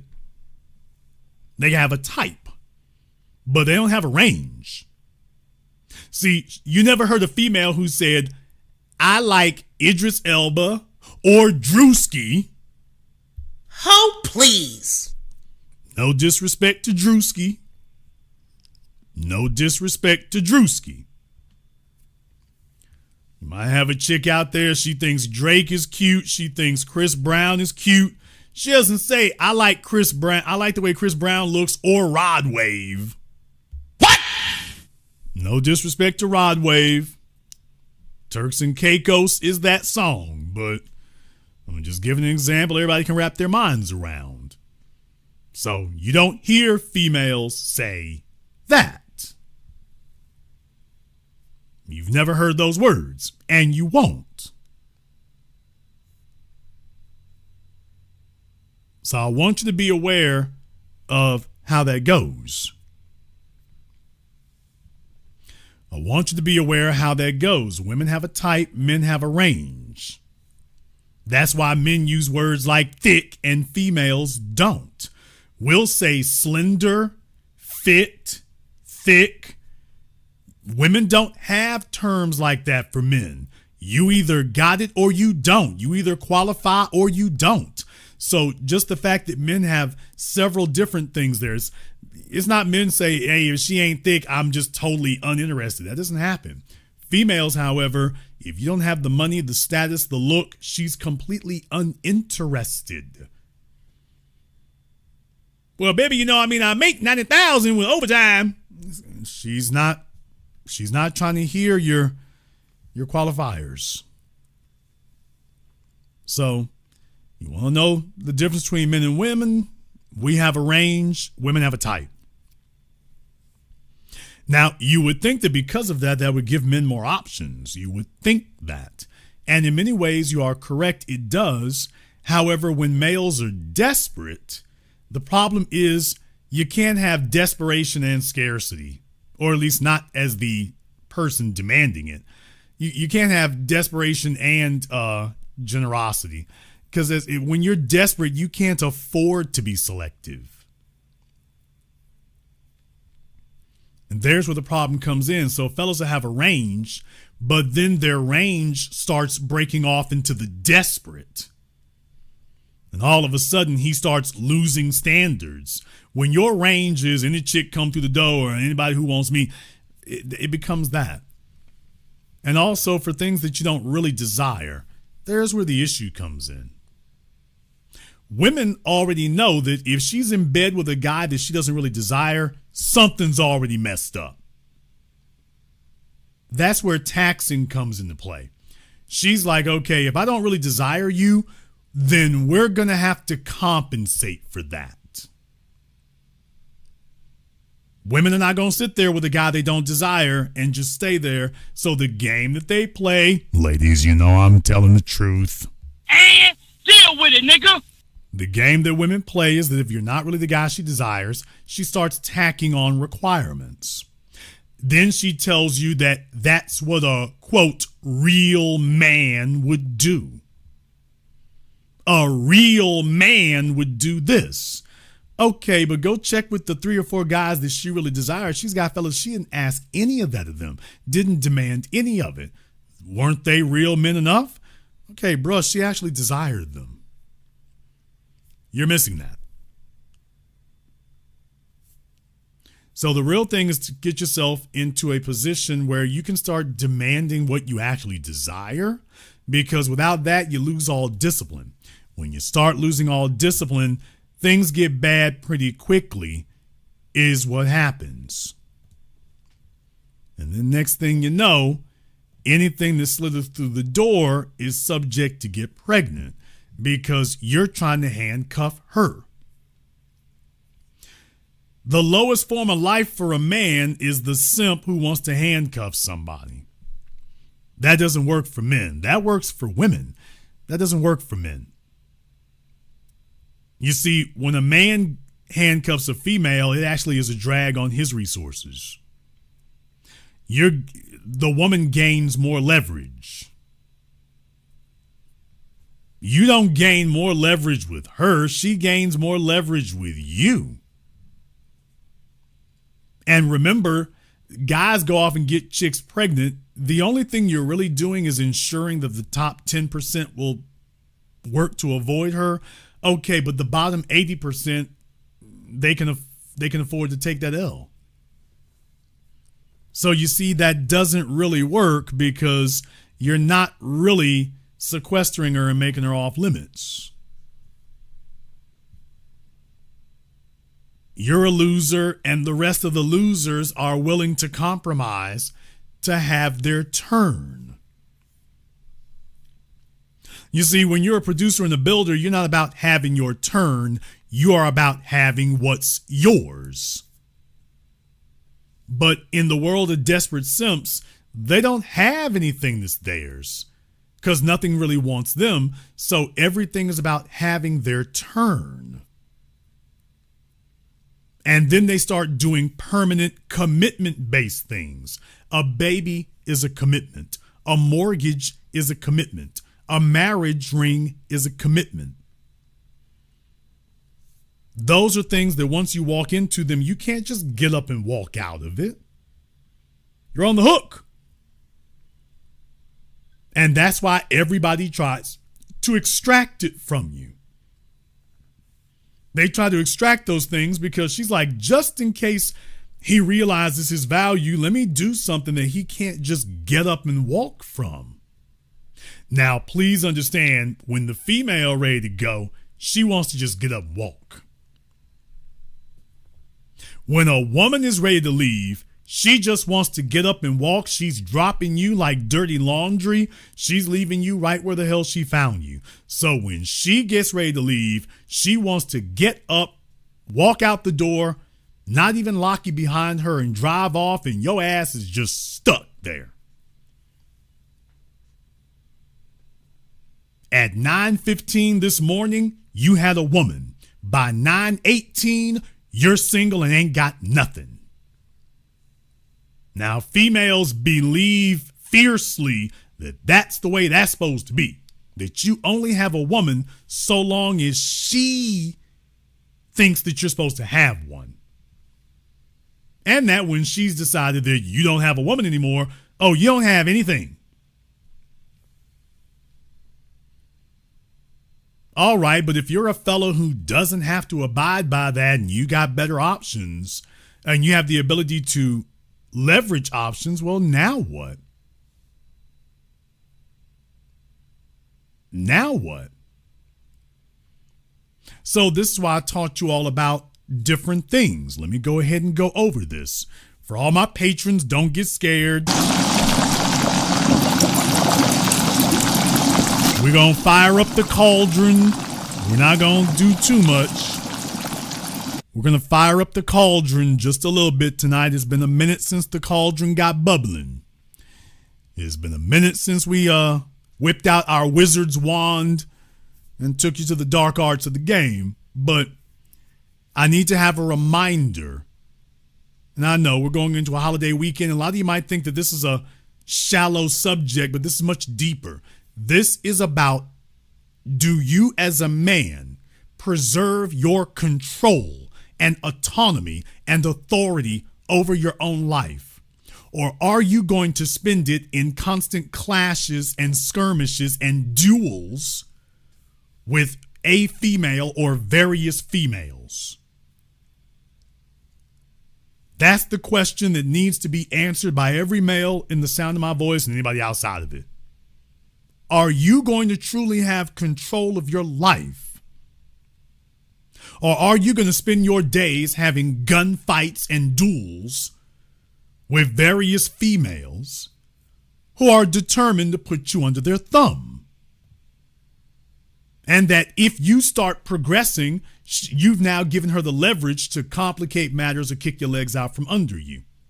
Because if you are going to produce, as far as she's concerned, that production is supposed to go to her. That belongs to her. And if you do start producing, she's supposed to get that. And that's when you all start hearing from your married dudes that she starts saying different stuff. She got a different attitude. She starts talking like being with you was a chore. Being with you was labor. Being with you was torment. Being with you was nothing but sacrificing and nothing but what she lost.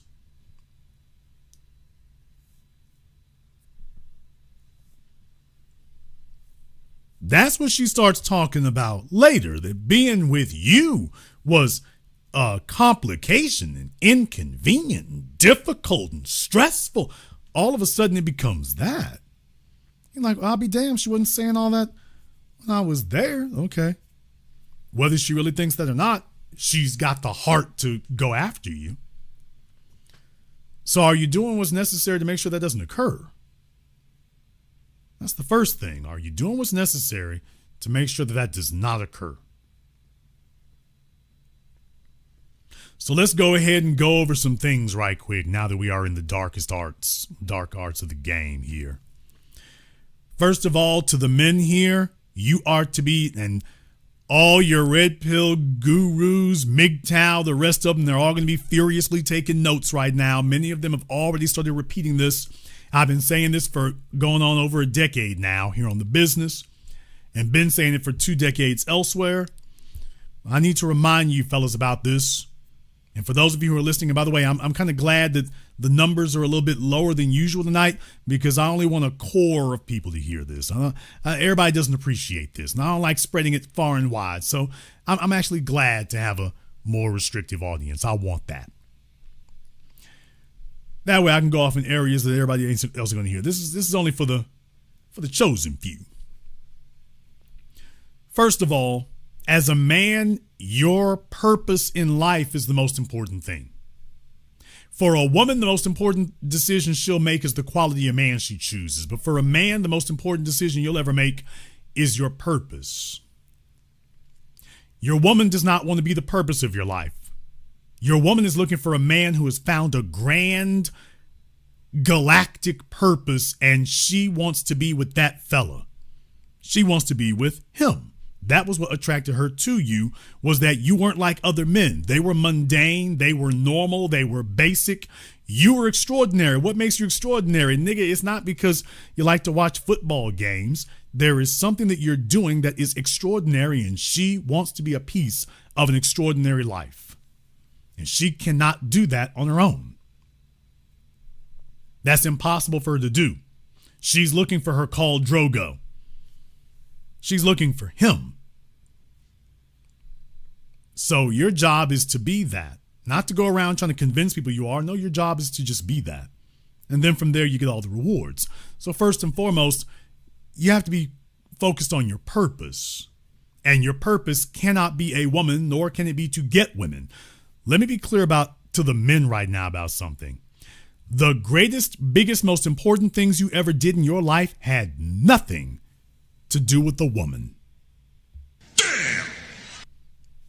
This is going to hurt the fruit booty mama's boys because, you see, simps are emotionally broken, thus they are emotionally dependent and needy.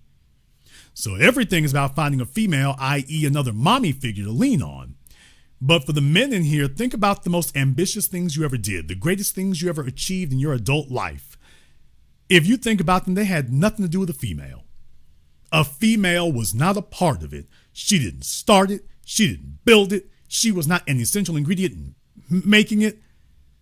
She might have got to lay up under you from time to time while you were doing the work. What she wasn't doing was she was an essential cog in the machine that if she wasn't there, it wouldn't happen. As a matter of fact, if you think, you probably goofed off and assed off a bunch of time being around her. So for the men, if you think about it, the most important momentous events in your life, the most important momentous things that you accomplished had nothing to do with a female. A woman was not there. She wasn't present. She wasn't a part of it. She wasn't next to you. She didn't plan it. She damn sure didn't sacrifice and put no money in the kitty with you. You made that all happen yourself. The things that are most important to you and the things that you most accomplished, your biggest accomplishments, you did that yourself. There was not a woman involved.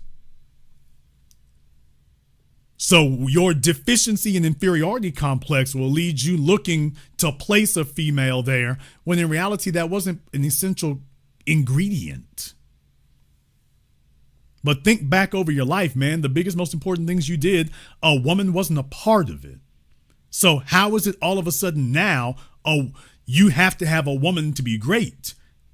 You have to have a woman to be a power couple. When's the last time you acquired power and the woman you were with was the essential ingredient? Simps will tell you that is, but they can't tell you why. They can't give you an example. Everything they say will be what they did. Well, she was sitting there rubbing me on the back. Nigga, please.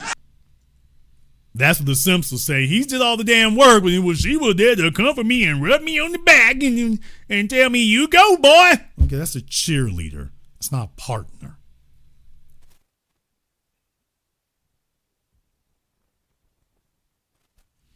So first of all, have your purpose. Second of all, understand that you are the prize. What? Damn! If you are a producer and a builder, then you're the prize. If you're not, you're not. But if you are a producer and a builder, you are the prize. You do things that women cannot do. I didn't say won't do. You do stuff they can't do. She's not standing in front of bullets. She's not moving heavy machinery. She is not going to work 18 hours a day and 80 hours a week. She will not do that. And if you attempt to impose it on her, she is going to call that abuse. What she will not do is gleefully sit down and get to it. That's what she won't do. When you go on a 20-hour road trip, she gonna be over there in the passenger seat sleeping for half of it. That's the, quote, assistance and, quote, partnership that you can look forward to. But you are the prize when you are a builder because you do things that females simply cannot do. Your productivity, your work ethic, your stick-to-itiveness, your sacrifice, that's what gives you value. That's what makes you special. That's what makes you a prize. Because you can achieve and do things that they can't do. She can wish for it all she wants to, but if she could do it, she'd be doing it. And take it from somebody who's been there many a moon, none of these chicks running their mouths are at the Mercedes dealership buying anything better than the E-Class. So, no, they're not. All right, once you have that, now you have to have structure. For the men today, please understand, and I taught this a decade ago, women do not want ownership. They want access. What? Damn! You know, some of your value gurus out there have been adopting my language now. Of course they are. They're going to try to treat it like they just made it and just discovered it. How the hell is that when I've been doing this for over a decade? But all right. Women do not want ownership. They want access. Women do not want ownership. They want access. What is the biggest complaint that men have about females? They don't want accountability. Well, with ownership comes accountability, responsibility, obligation. Females do not want accountability and obligation because along with accountability and obligation comes penalty and punishment. And females do not want that, which is why they go looking for a male who will sacrifice himself so that she can have. But when she says so she can have, what she really means is so that she can avoid accountability and penalty. You will absorb all the accountability and all the penalties, and she is now protected from any sort of accountability or penalties. So that's the idea that they have behind it. As a man, you want to provide access, not ownership. You want to provide experiences. You want to give them possession, not ownership. Did you get that? You want to allow them to have possession, not ownership. This is why if you go back on this program here, you can go back in the archives and you can see where I told you all about the key fob is the new wedding ring. As a man, you're supposed to make it very, very clear to her that, baby, I'm not going by your damn rules. This is what it is. As long as you have this key fob in your hands, you're my woman. The day that you don't, you're not. And that's as simple as that. Somebody said, access to what stability? Okay. I might have to have E305 call in for that when they start talking about that. As the man, once again, if you have a desire deficit, then you start bidding the price up. Then you start using female language. The guy that she really desires and gets hot for, what's the quote stability that he provides? Nigga, please.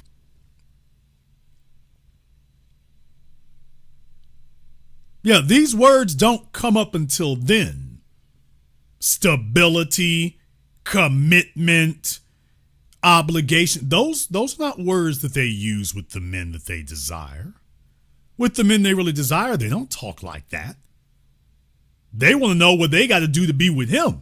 They don't use words like that because those are code words, because you don't actually mean, quote, stability. What you mean is obligation. That's what you really mean, but you're not using that word. So you've slipped in the female trick word, stability. Who defines whether the relationship is stable enough? Do you see the problem with that stability? Now, in the context that you're using it, are you the one defining whether the relationship is stable enough? Or are you about to say, well, it'll be stable enough when she says that she feels it's stable enough? We've achieved stability when she says I've made her feel stable enough. Not when you say everything's stable. No, when she gives you the permission slip that, okay, I've decided things are stable. Now you're walking on pins and eggshells every morning, hoping that she doesn't get up one day and feel unstable again. So when you use that word, who introduced that into your lexicon? In what context? Fellas out here have to deprogram themselves. Because you picked up a bunch of things that, once again, those are intended to brainwash and bully you. They don't use those words for the men that they really want. You all want to know where one of the darkest arts of the game came from personal experience. Let me remind you all one more again of the actual data and fact-based explanation for why I tell you these things. I had females who were telling me that I had to buy them cars and put cars in their name. And don't get me wrong, I have bought cars before. However, I started asking myself questions because you see, eventually you're supposed to get smart enough, young enough in life. 30 years ago, I made rookie mistakes like that. You're not supposed to be 20 and 30 years later still slipping and sliding, stepping on rakes and making the same damn rookie mistakes. Now, what them females said was that they wanted a car. Well, I took that as buy a car for them. That's not what that means. Even if she says it, that's not what that means, fellas. That car is supposed to be a avenue of your life. Your existence. That car is supposed to be a part of your program. When a female doesn't really desire you, her first step is to separate the producer from his production. In other words, she looks to cash out. Now, if she plans on being there right next to you, she's not looking to cash out because she realizes she got the prize and she's settling in for the long term. But when she's really not thinking that way, Fellas, she starts doing things that separate you from your money, separate you from your wealth, separate you from your possessions. So all of a sudden you have to start being nigger Claus, not Santa Claus, nigger Claus. And you have to start dropping off tangibles and items, and you have to start doing that. All of these are things that she will now own. Not things that she will possess, things that she will now own. Now, a pair of shoes is one thing. A handbag or an outfit, okay, that's one thing. We start talking about cars, boats, houses. Wait a minute. And we're just going to put them in her name? We're just going to give it to her because she's told you that, well, I don't want to be dealing with somebody who can take something. Now, let's be very, very clear about this. I come from the John Cena school of doing things. Although I was doing this way before John Cena. I'm just giving you a point of reference that you can identify with. John Cena gave his girlfriends a contract to sign. What? Remember? John Cena gave them a contract to sign. He wasn't bull jiving. Tiger Woods, the girlfriends have to sign contracts now. Remember that last one? And it's a good thing he had a contract because take a look at what the hell happened. She wasn't going to just get up and leave. Now, if a man moved into a woman's house and refused to leave, they would call him a criminal. They'd call him a stalker. They would call him dangerous. That woman moved in Tiger Woods' house and flat out refused to leave. Female society was dead quiet. They didn't say anything about that. They didn't call her psycho. They didn't call her a stalker. They didn't call her a criminal. They didn't demonize her. They didn't say a damn thing. They sat there and watched her lie her ass off, and they just sat there quietly. You know why? Because they secretly hate you and were just hoping she could get him. And that's the truth. And deal with it. So when they start trying to pressure you and giving you code words that are supposed to coerce you into giving up your value, you're supposed to be smart enough to say, yeah, we're not doing that. If she signs up to be with the program, she's supposed to be with the program.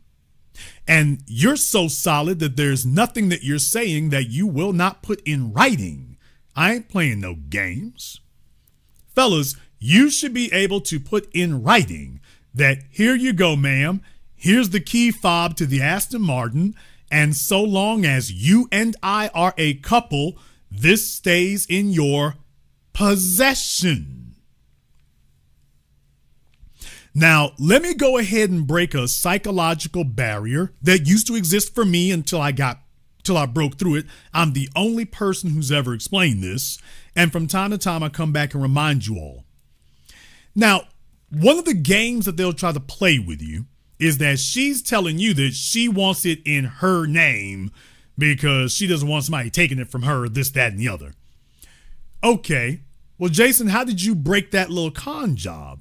Well, I started realizing that 75% of your luxury cars are leased, not purchased. What? Damn! So let me get this straight. The cars that these females say they want in the first place, just talking about the cars, well, even for the married women, 75% of them are already leased, not purchased. Well, what I did was I did a survey. I did a survey among a number of females that I knew. And I asked them, if a guy buys a car for you, would it be okay do you care if it is purchased or leased? 100% of them said it didn't matter.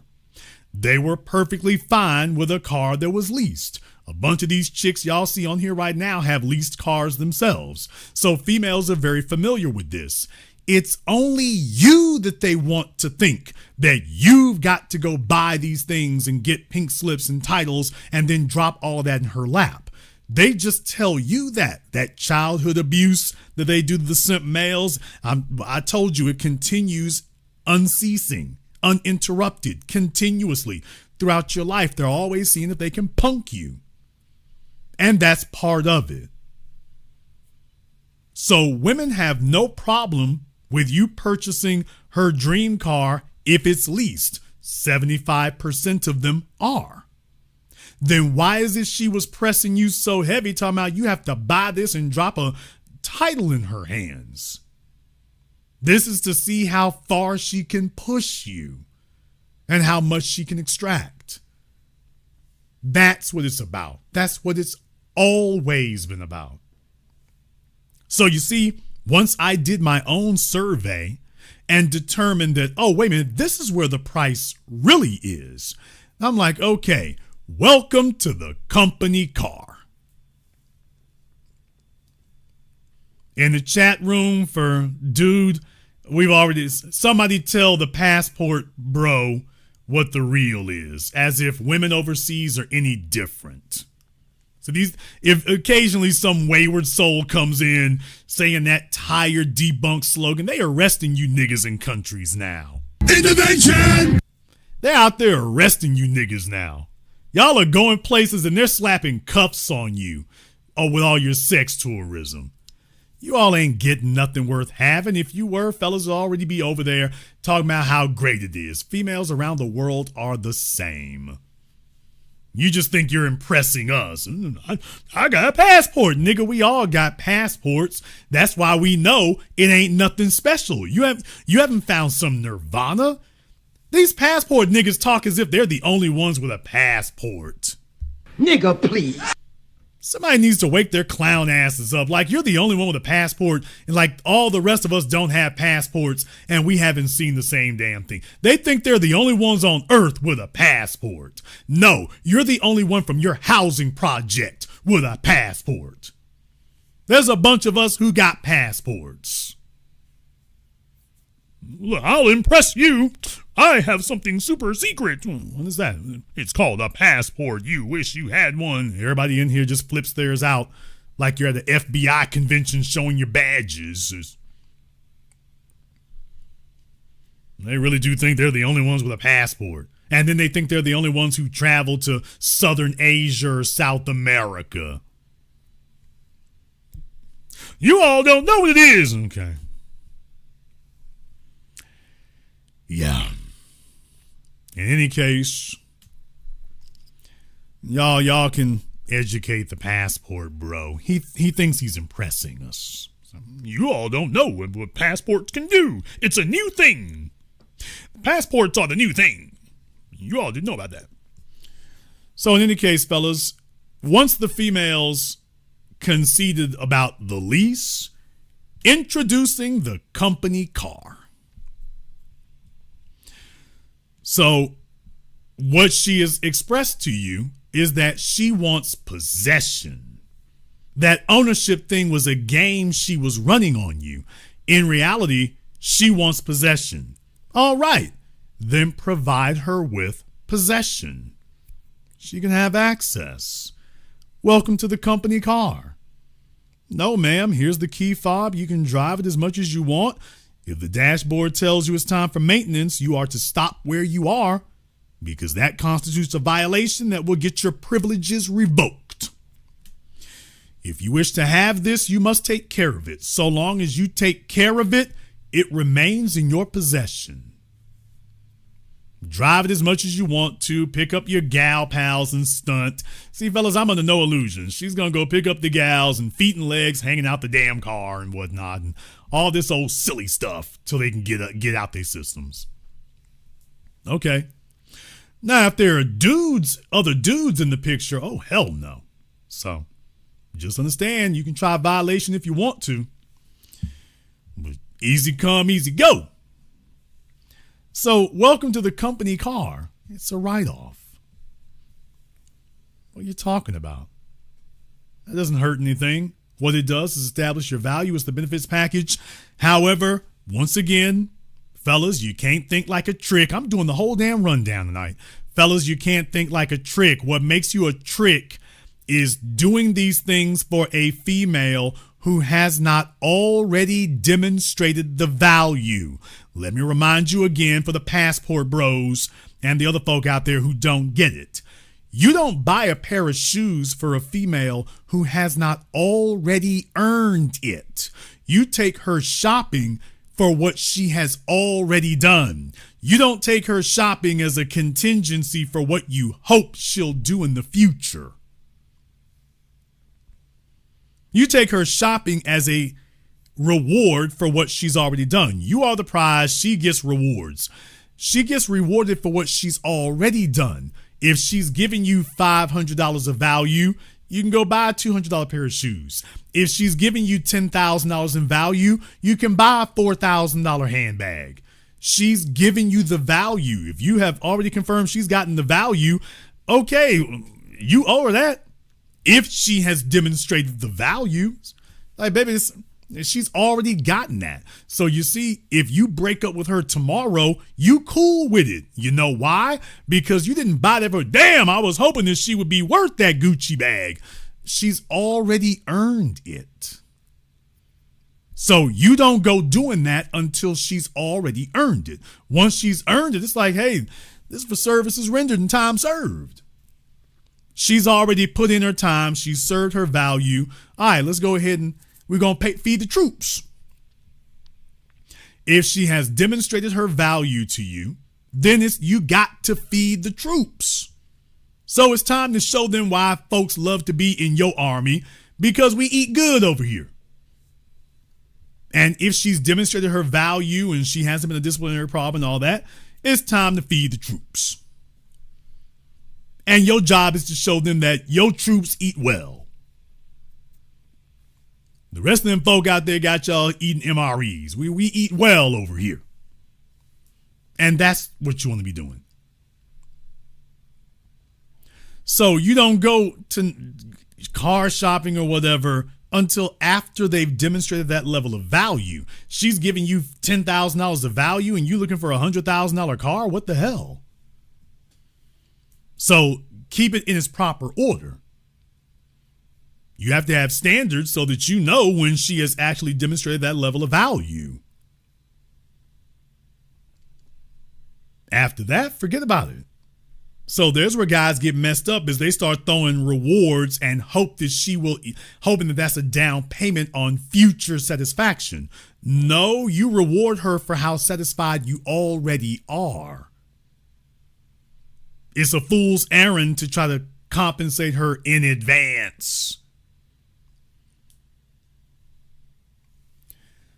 So when it comes to the company car and everything I'm saying here, you can put it in writing. You can put everything about the company car in writing and tell her I'll gladly do that. As long as you are on the team and as long as you are a part of the program, as long as we are in a relationship and I'm happy with it, there you go. There you go. And please remember, females are not stupid. They just lie to men if they think they can get over on you. They know full damn well 90% of relationships are broken up by females. They know the chances of you breaking things up as long as you're happy are practically zero. They know that. The real thing is, yeah, but what if I want to bounce and take stuff? Oh, you don't like this guy in the first place. Fellas play stupid. Females play dumb along with you, but trust me, she's not confused. No, a female does not want the responsibility of A car, B, a luxury car. I meant that the way I said it. You go talk to any female in here. She does not maintain her stupid car. She doesn't change the oil when she's supposed to. She doesn't know what an air filter is. Serpentine belts. What in the hell is that? Antifreeze, spark plugs. They don't know anything about that. They don't know anything about that. So females don't maintain their cars. They check it out when something breaks. When something goes wrong, then they'll drive that thing for years and never address any of the issues. And they'll go drive it for years. Now, when you start getting into things like Porsches, I'm talking about a real Porsche, not just a Cayman. I'm talking about the Cayenne, the 911, the GT3. You start getting into that, baby, she ain't touching nothing. That G-Wagon, that My Box, she ain't touching a damn thing. That thing's going to only get worked on if you take care of it. She's not maintaining that. So even if you gave it to her, she's not going to pay for the A and B service. She's going to get that thing from Mercedes and see that ticket and be, oh, hell, and start freaking out.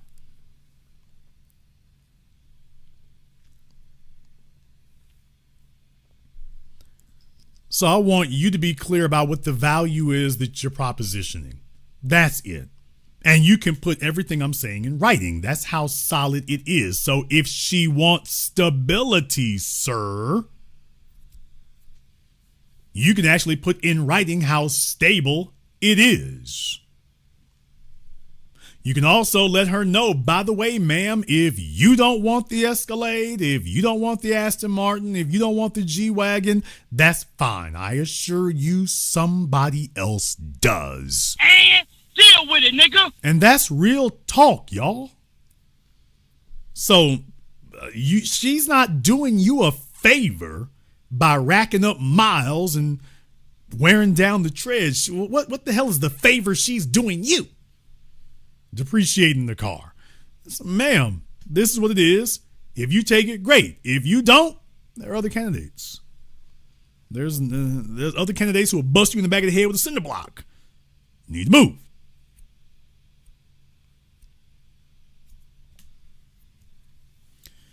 So if you're going to walk in the door, have your purpose, know your worth, producer, start locking down your value, provide access. They want possession, not ownership. Just recognize they're going to try to hit you and juice you to see how weak you are. Show them that you're not weak and you're not desperate. Here is what it is. For some of the smaller stuff, that's one thing. For the big ticket items, possession. There you go. Now tell her anytime she wants to get salty, tell her that she can pay for one of these services. The first time they hit her up for that $1,000 oil change, yeah, she's going to be like, yeah, I'm like, I thought you wanted to own something. Well, you can get to demonstrate ownership now. First time they hit her up for a brake job, that'll be the last time she ever opens her mouth.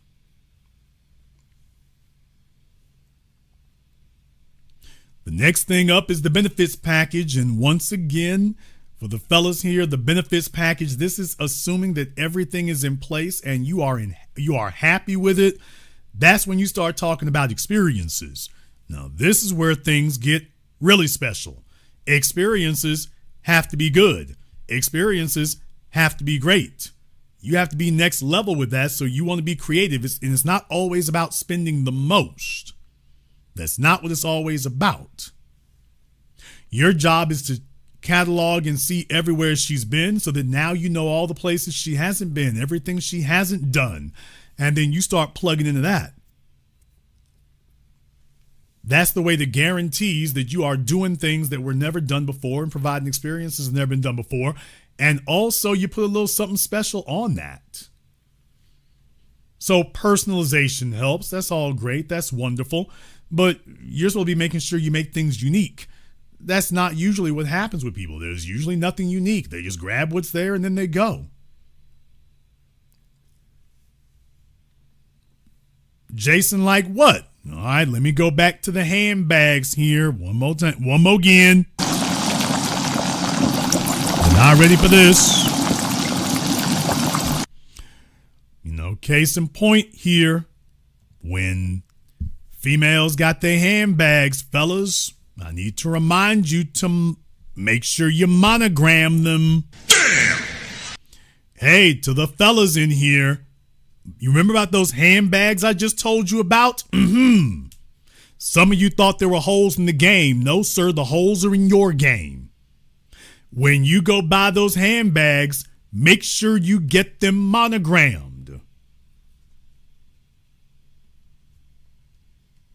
Oh, boy. Oh, man. The fellas wasn't thinking like this before. He talking about getting this nigga tricking. Okay. When you get the handbag, did you get it monogrammed? Because I make sure they get all theirs monogrammed. It's going to have 3 initials on it. It's going to have 3 initials on that.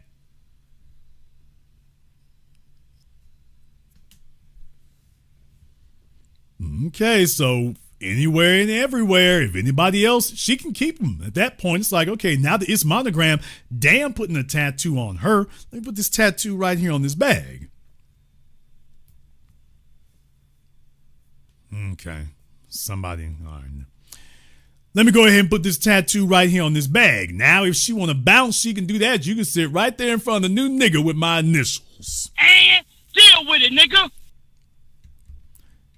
If she want to sit right there in front of him, because he'll eventually make the damn connection when he realizes only one of those initials on there actually is a part of her name. He's going to be like, wait a minute.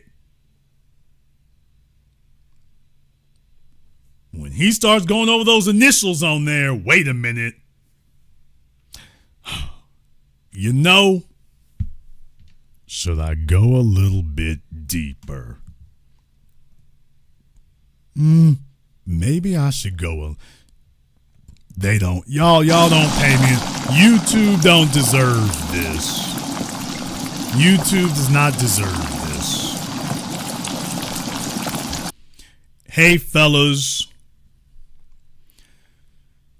By the way, do you know that they don't just do letters or numbers? You know that you can actually get them to do symbols. What? Damn! Hey, fellas, you know they don't just do letters or numbers. You can actually get them to do symbols. So, if you really want to do something fly with it when you get that monogram put on it and whatnot, etched in stone, you can put a symbol on there. Now, just make sure that it is something that can't really be explained away. If you put a rose or a heart, well, might be able to explain that, but you put something like a certain type of animal that's non-feminine, oh boy. So fellas will see that and be like, who got this for you? Have you ever tried to separate a woman from a Chanel bag? Nigga, what? Hey, folks, let me teach you something your daddy never taught you and that your mama is too scared to say. Have you ever attempted to separate a woman from her Chanel bag? Nigga, you might as well be tongue kissing a rattlesnake and trying to grab an alligator with your left hand. Have you ever walked in a woman's closet and told her she got to get rid of her Chanel bag? She got to get rid of her Fendi bag. You don't like where it came from, she got to drop that. Have you ever attempted to get her to do that? You ever attempted to impose that one? I'll wait. Not really, you ain't. You know full well there's no way this ends well. So, once again, if she's got that, especially if it's the favorite, if she's got the favorite one with the right texture and the lamb skin and you the right color, that's her baby, you think she's just gonna give that up? You think she's gonna give that up? Okay. Try it and see what happens. What they say, damn, this nigga is good. By the way, one more thing. Do you all notice how quiet the females are right now? Alrighty then. By the way, just a brief reminder, did you all notice how quiet the females are right now? Now, you know that they're in here, but did you notice that they've gotten really quiet? Just pointing something out.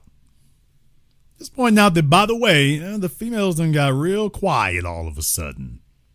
They were talking before, not a peep now. Yeah, when I said, have you ever tried to get them to give it up? They'll lie on a lot of things. She's not going to lie about that. Yeah, that's not happening.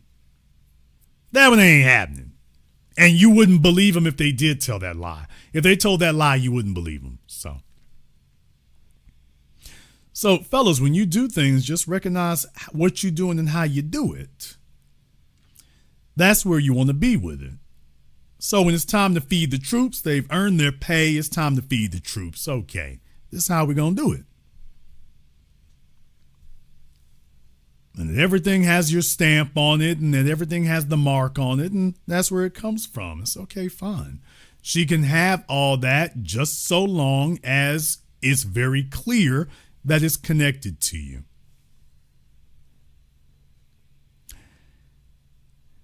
When they start trying to separate you from your productivity and separate you from the tangibles, that's when it gets bad. And that's when fellas start red pilling and black pilling and sitting up here spazzing out. And how in the hell do we make that happen? And how do I get stuck with this? It becomes that.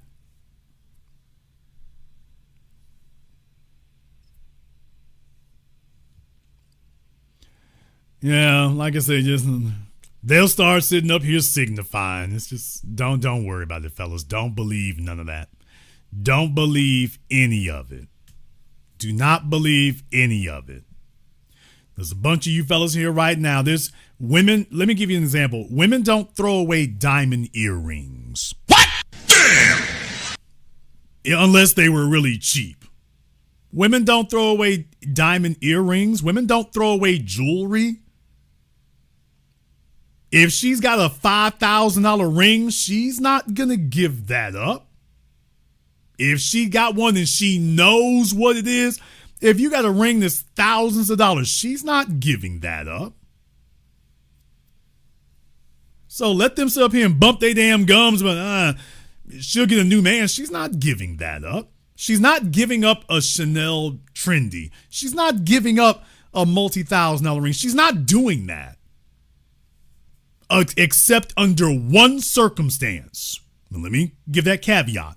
There is one circumstance under which a female will do that if you're going to buy her a nicer one. And deal with it, nigga.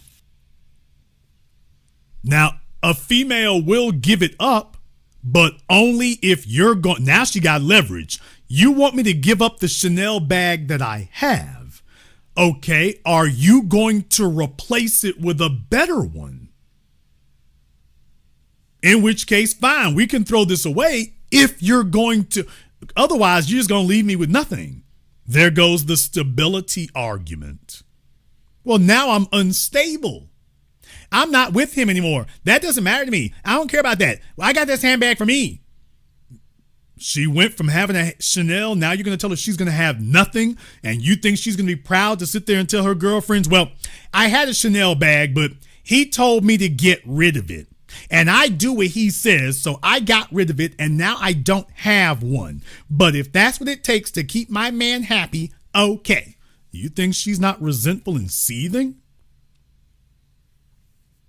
Show me the chick who is not resentful and seething that she had something and now has nothing. All right, for the slow bus kids, where in the world is my Sesame Street sound drop? I need a Sesame Street sound drop. Yeah, for the slow bus kids, first of all, you ain't got nothing to transact with in the first place. So just calm down. Calm down, flat pockets. Don't sit up here and get all stressed. It's not like you doing numbers to even be concerned. Fellas be going to Applebee's talking about this sounds transactional.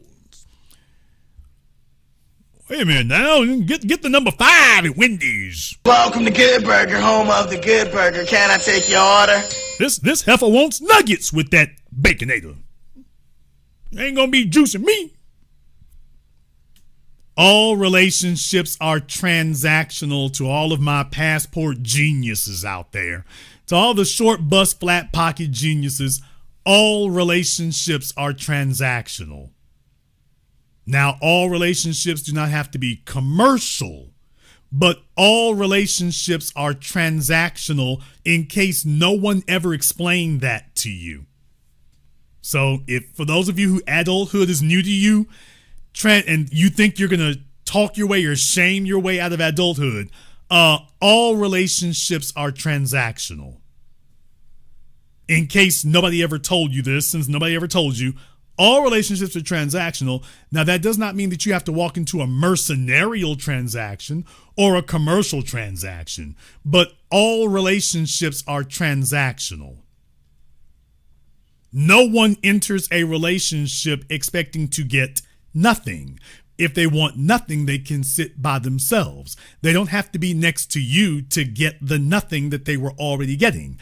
If they are in your presence, they came for something. If they don't get it, they will eventually leave, either quickly or slowly. But if they don't get it, they're leaving. That is a transaction. If you want them to remain around, you're going to have to do whatever that thing is they came for. That's a transaction. And there's nothing wrong with that as long as you both brought value. If they got what you want and you got what they want, let's get this deal done. Now that we have an understanding, let's get this deal done. That's adulthood. That's a transaction. Now, when it becomes mercenarial, now it becomes exploitative. You should not enter into exploitative transactions. Every relationship is a transaction, but every relationship isn't exploitative. Every relationship isn't mercenarial.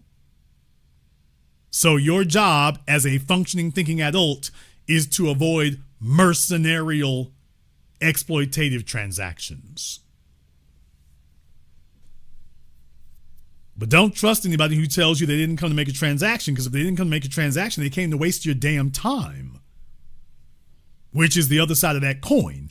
If they did not come to make a transaction, then what the hell did they come to do? Loiter? Now they're just wasting your time. Now, who here thinks that's the way it's supposed to be? Well, around wasting my time, we good. No.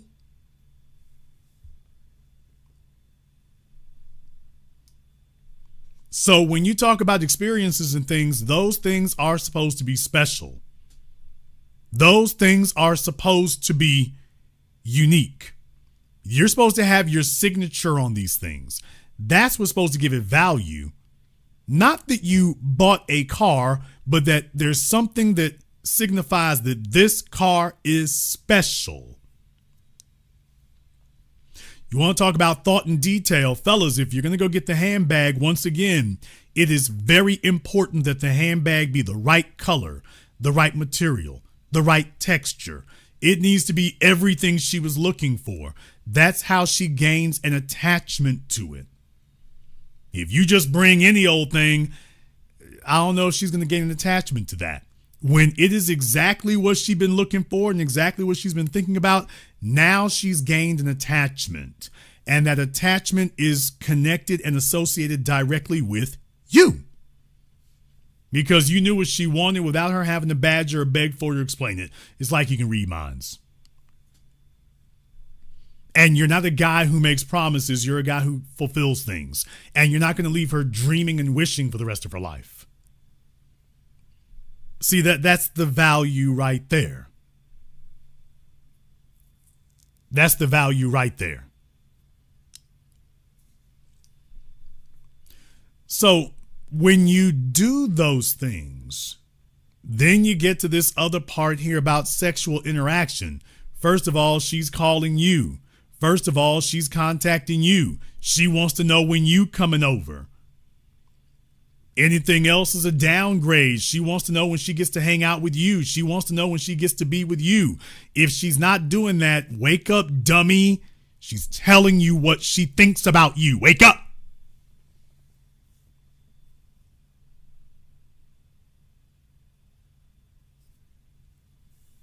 Fellas sit up here knowing that they're being denigrated, knowing that they're being insulted. Well, if that's the cost of getting some sex, I'll wait my turn. And just understand that letting that insult go unanswered, this is how we get here.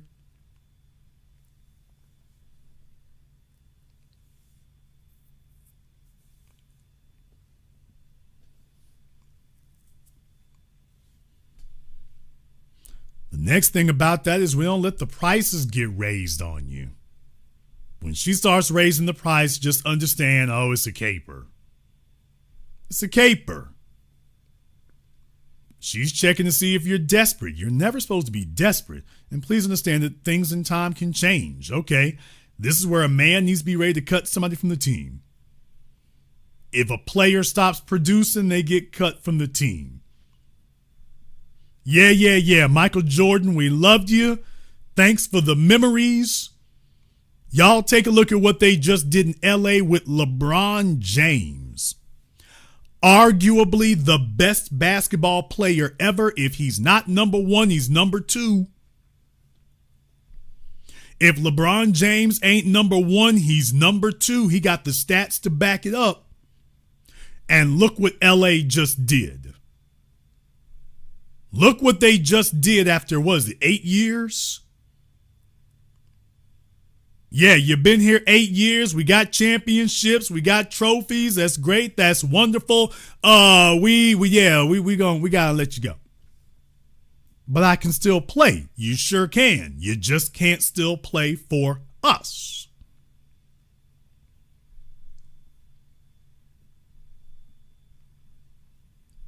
Fellas, you got a player on your team. I'm like, hey, she playing. She's winning championships. When she stops winning championships, it's time to start an evaluation. She's sitting up here holding up the trophies that she won 5 years ago. Okay, but fellas, here's where the ladies can't get mad. Ladies, you're the ones who started this. You all are the ones who started the practice of, if the man ain't doing what you want, and if you feel insecure, if you feel unhappy, if you feel a certain way, he's just subject to have the relationship end without him knowing it's over. Females are proud to sit up here, broke up with you 6 months or a year ago and never told you that she's already checked out of the relationship. Got you paying bills, got you paying for stuff, and never told you that she checked out of the relationship 6 months or a year ago. When she gets ready to leave, you find out the relationship is over that day, and then just all of a sudden you all aren't talking anymore. You're like, well, that was sudden. Nobody can just break things off that quickly. And you're right. Nobody can. She broke it off with you 6 months or a year ago. She's just been hanging around to get everything patched up for her next, where she's going to leap to next and where she's going to jump to next, but she already left. You're just being notified today. Okay, if they're not producing, hey, fellas, you might have to be the Lakers. Hell, some of y'all might have to be the Dallas Cowboys. Nigga, what? I said it. Some of you fellas might have to be the New England Patriots.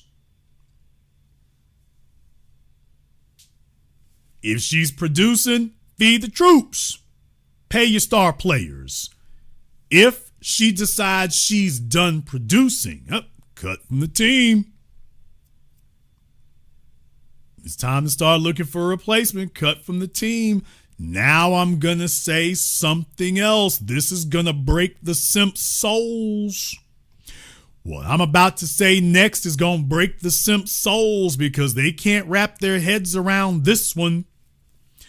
Folks, sometimes when you cut somebody from the team, you don't necessarily have another player ready to step up into that slot.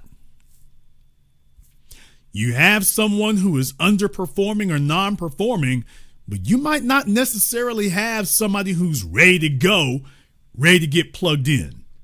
You know what that means? That means that the team might be wallowing for a little bit. The team might be sluggish for a little bit. Take a look at New England. When it was time to let Tom Brady go, many folk may disagree with it, understood, but they let Tom go. And things will be disrupted for a little while, but eventually it's going to settle down and we're going to be back, baby. You ain't going to break it. In the WWE, let Hogan go, Ultimate Warrior go, Bret Hart go, Steve Austin go, The Rock go. Nobody's bigger than the program. Let me explain something to y'all. Do you understand that didn't start with the WWE? That started with the NFL? Damn! Nigga, what? Did you all know that did not start with the WWE? That started with the NFL. The NFL wanted to make sure that there was nobody bigger than the league. You heard folk talking about nobody's bigger than the Shield. That's the way the NFL engineered things. Ain't nobody no player is going to be bigger than the league. The league is what people came for. Joe Montana can play. Joe Montana can leave. The league will be here. No one is bigger than the league. Fellas, everybody is concentrating their focus on deceiving you into thinking that you are the program, but that they're bigger than the program. They want you to work your ass off to demonstrate that you are the program. And then they're going to step in there and tell you that they are bigger than the program.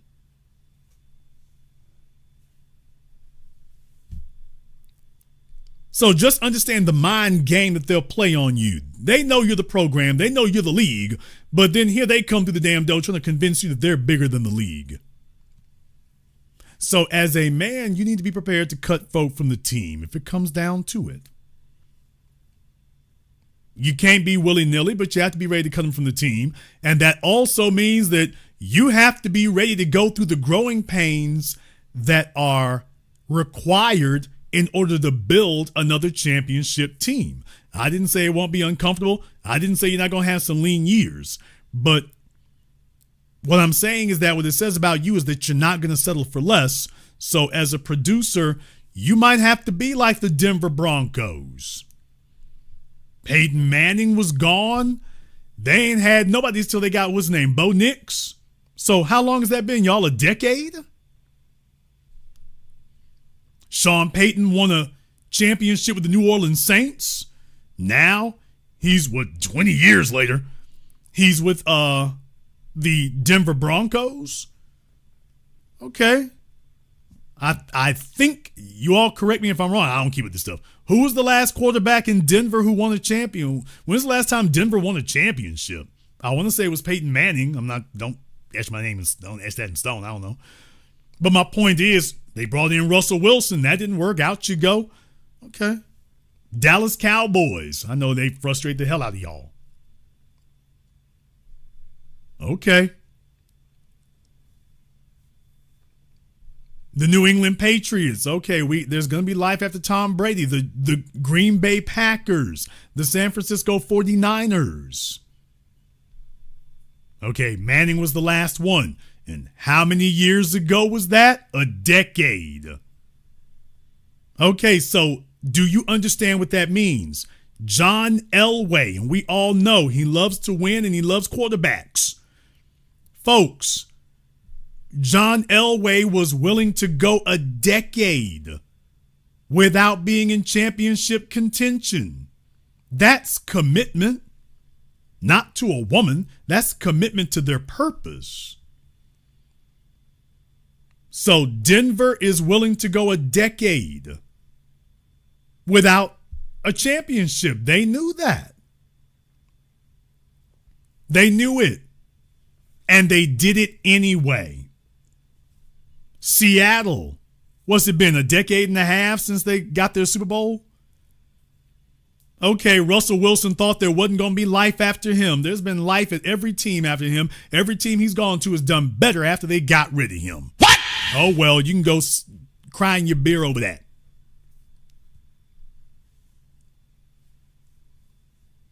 Okay, they had to wait a decade or so. Okay, but the team is not going to settle. So, yes, they'll have to try on some new shoes. And there may be some growing pains. And there may be some lean years. That comes with the territory. But what they're not going to do is pretend that the team is okay just to keep you around. They would rather gamble on a second stringer who might take them to a championship than to keep an old loser who they know won't take them.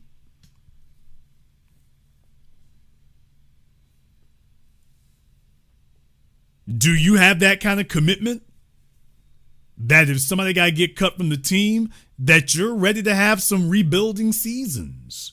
You might be rebuilding longer than you were hoping to be doing.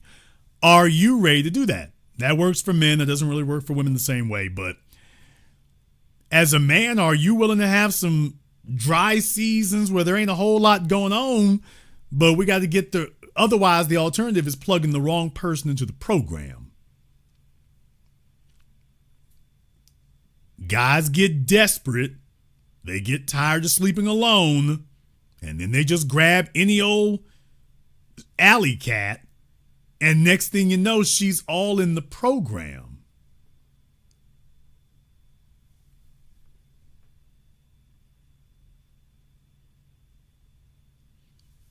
This isn't strategy. So the real point about it is, these are all the things that you take into account, and the sex is supposed to just be a given.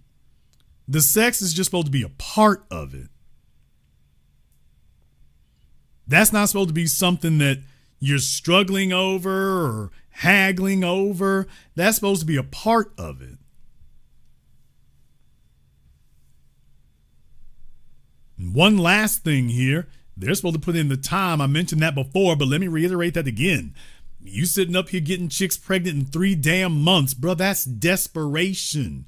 What do you think that says to a female that you're willing to get her pregnant in 90 days? Bro, she saw your desperation walking in the door. No wonder you're having to sit up here and plow her with cocaine to see if you can try to force a miscarriage.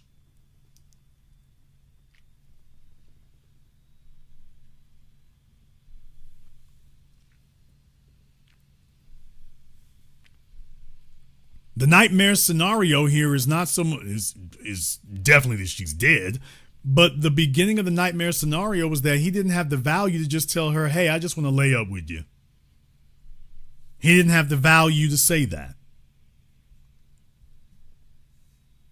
I want you to understand that's why he became a killer simp. Because he doesn't know how to tell the females no, because he got to take what he can get, how he can get it.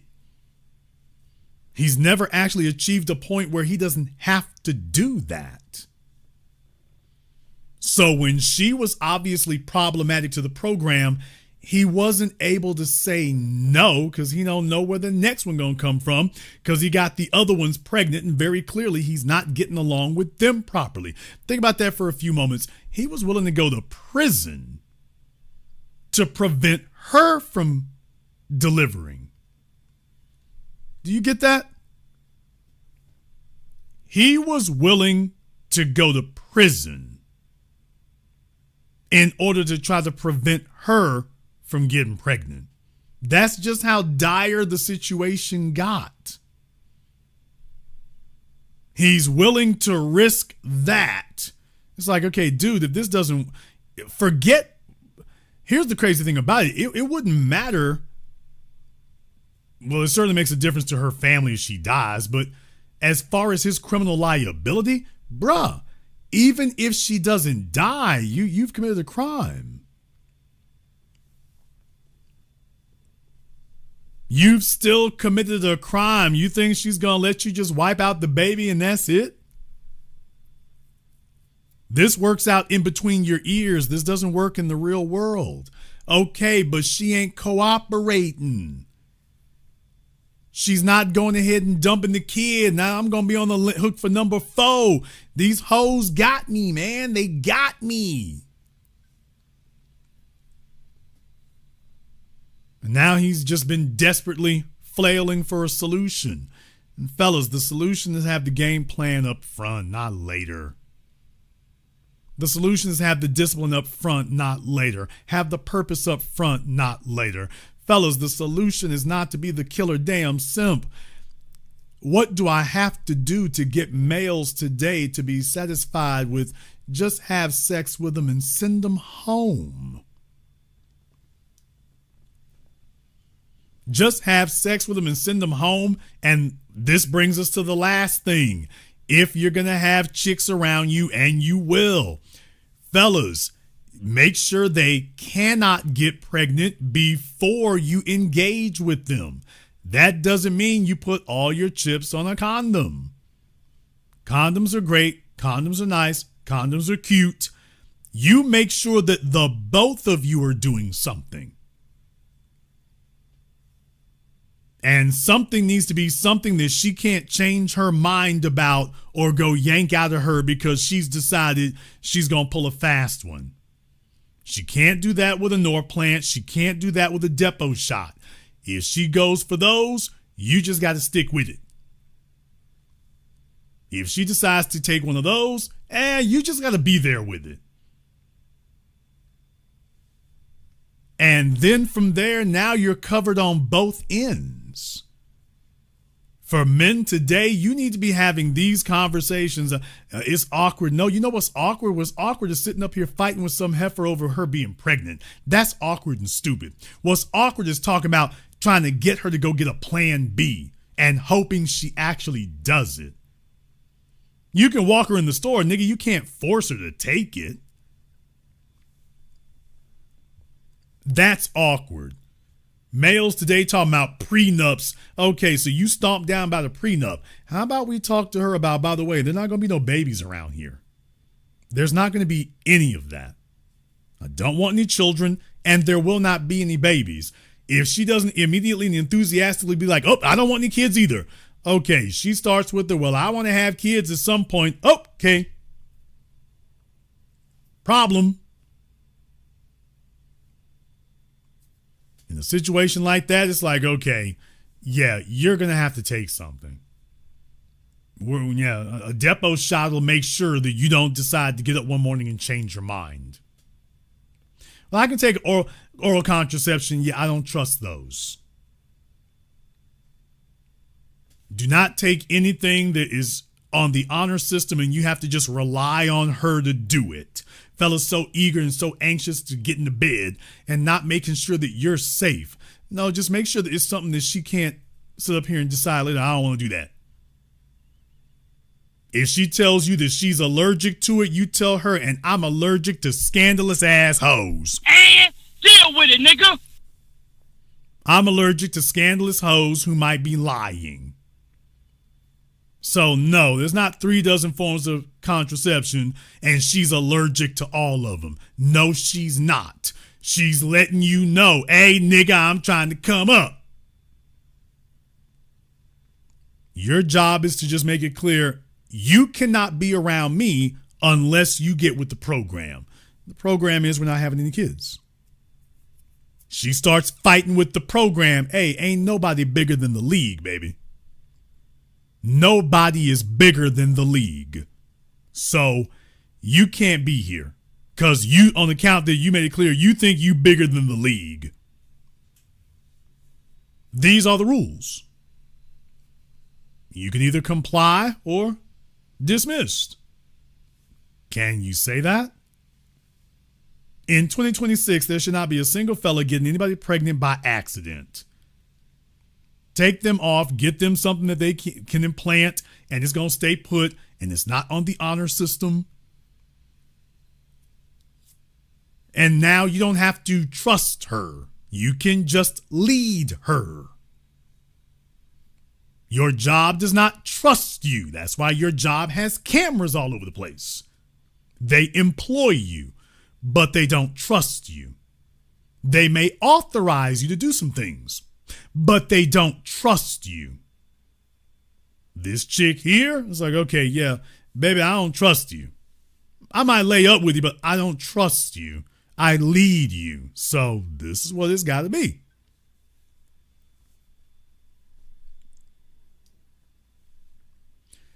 So, fellas, if you haven't had this conversation, take a look at this guy, Blaze Taylor. Life ruined. It's all over. And for what? What was so important that night that you're willing to put all this effort into spiking a drink? Why didn't you put this effort into making sure that she had a Norplant or a depot? Why didn't you put that effort into that up front if you know you don't want to have kids with her? Fellas get in bed with chicks, their mommy issues come out, they be in love. So while he's in bed with her, he wants to get her pregnant. As soon as he hops out, oh man, what are we doing? So, fellas, you got to watch out for those deficiencies in yourselves. A lot of dudes, they get in bed with a chick and your mommy issues start coming out, and all of a sudden you want to get her pregnant because you're in bed and in love and head over heels. And as soon as you hop out the bed, oh, wait a minute, ooh, we messed up. You was catching all kinds of feelings in bed. As soon as she get them legs out from around you, oh man, I got clarity now. Oh, this was bad. And she's like, gotcha, nigga. Well, don't worry, she's cool with me. We'll talk this over. She's like, ain't no damn talking. The last 5 niggas got me. You gonna pay up for them. So, I got a baby by an NFL scout. I got a fellow with a real job. Yeah, we gonna do this. Whether he wants to or not. He's gonna become a parent whether he wishes to become one or doesn't. The state gives me the authority to force that on you. I'm gonna force you to become a father whether you wish to be or not. Now, if you try to force me to become a mother, I'll arrest you. But, yeah. The state says that we can force men to do that. Okay, then men need to stop being silly and start having some upfront conversations and say, okay, this is what it's going to be. We're not relying on honor systems or trust anymore. Females you get with, fellas, it's like, okay, yeah, I got guarantees ain't nothing going to happen. She can want it all she wants to. I got guarantees. I check cycle days, ovulation, but I don't stop there. We're going to check, make sure, okay, if she around long term, okay, Shazam! Let me get this birth control on you right quick. I'm going to the doctor with you. Oh, man. What? Damn! I'm going to the doctor with you. You are going to tell them that you want me in the room with you for this entire thing. And whatever they do, I'm going to be right here for a bird's eye view for it. So that we're all clear about what happened and what occurred. And we don't have to worry about the honor system. I'm a witness. I saw what happened. I know we're good. I know we're good. Now, no female has a problem with a man who comes to her up front like that, except a chick who's trying to get over on you. If she tells you she's with the program, but then she doesn't want you to verify everything, dude, catch a clue. The fix is in. The fix is in. If this dude had had this conversation with me years ago, he wouldn't be in this situation. Maybe he can go slap his parents, although his mama said that he was the best son a mother could hope for. Auntie, chill! What? Okay, Mom. All right. I can see who coddled him. She coddled him right into prison. His mama says he was the best son she could ever hope for. Well, she'll never see him again without a pane of glass between them. So, yeah. But to the fellas in here, don't leave stuff up to chance. Y'all supposed to be grown men today. We ain't leaving nothing up to chance. You're not leaving anything up to chance. It's the 21st century. If the chick wants to be around you, let her know, okay, this will make me feel safe. This is what we gonna do. She starts balking and telling you what she's not gonna do. Curbside for pickup. You have to be ready to get up and walk away. And here's the thing. You're not going to have all these emotional attachment issues if you do all this at the beginning. Trying to deal and fight with this 3 and 4 and 6 months later, that's where you get in trouble, unless if you bottom of the barrel simps who get attached on day one. Y'all niggas are the worst. But if you get all this out of the way at the beginning, man, you're good. The real problem is males don't want to settle this stuff and get it taken care of at the beginning because he's scared that she's going to say no and he can't replace her. So get all this stuff out of the way at the start. Have these conversations at the beginning. Let her know you don't work on the honor system. Let her know you don't do that.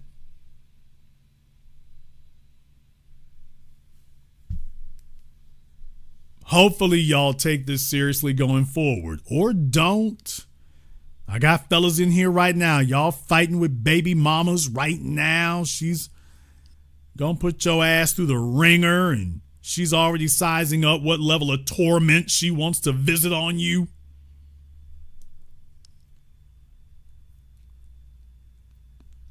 So fellas, I mean, do it however you want to. You don't have to pay attention to it, but just keep in mind, you might be playing with them. I assure you, they're not playing with you. She was very serious about having that baby, and very clearly he made it clear he does not want that. And she made it clear to him, I'm going to force this on you. And this isn't new. What was it that was going on between her legs that was so wonderful that it was worth all this? I'm telling you, nothing. So have your game plan, fellas. Have your setup. Have it in mind. Leave nothing to chance. It's 2026. You're supposed to know what's going on when you walk in the door. I understand that this was a difficult conversation for some to have tonight. Don't worry. There's other folks out there that won't have these kind of conversations. Okay, as the men, we better start having them amongst ourselves. We better start making it very clear this is what we want. If nobody's ever told you what's available and what the rules are, this is available and this is the rules. This is how you keep yourself from getting caught up. Also, this is how you put a system in place that you can live with. This is how you put together a structure and a system in place that you can live with. Not one forced on you by somebody else or something you had to settle for or compromise on. No, this is where you set up the rules. Now you got something in place you're actually happy with. Will it last forever? Nigga, nothing lasts forever. But while it's here, it will be something that serves you properly. If it breaks down, you're in a great position to go and rebuild it and start over. You know what you can't start over from? A divorce. So of course, that's hard, but you can. But that's a hell of an inconvenience. A chick who got your kids and using them for money or poisoning them against you. Yeah, that you can't get over. Choose carefully. We're going to go ahead and wrap things up here tonight. I want to thank everyone who has contributed to support tonight's program on PayPal, Super Chat, Venmo. Shout out to Grind Time. Grind Time said these chicks are offering a bunch of bad credit and bad habits. Young Investor, Zavon Scott, E305, Ebony Walker, Ianto Teddy, the Naughty Bear. Oh boy.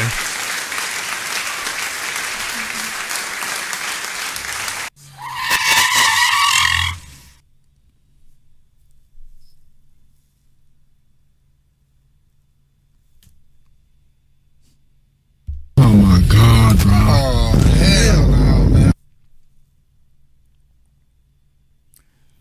This fella asked, how do you send her home, hotel visits, etc., without her feeling offended?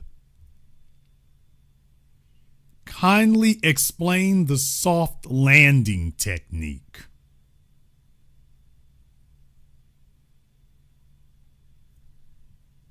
Who said anything about a soft landing? Dude, who raised these?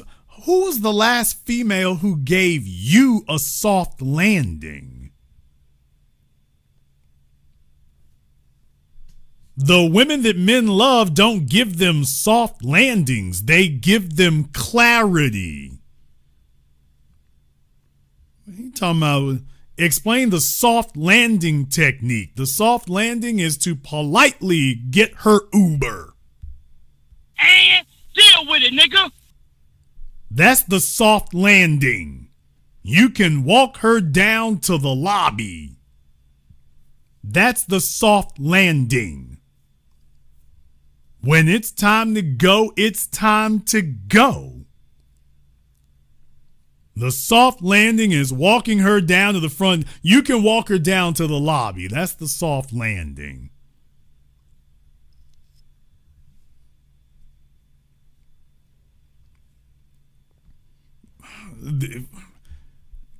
Guys like this, no offense, Naughty Bear, whoever you are, guys like this, boy, this kind of timidity and this type of timidness and fear, this is the problem right here.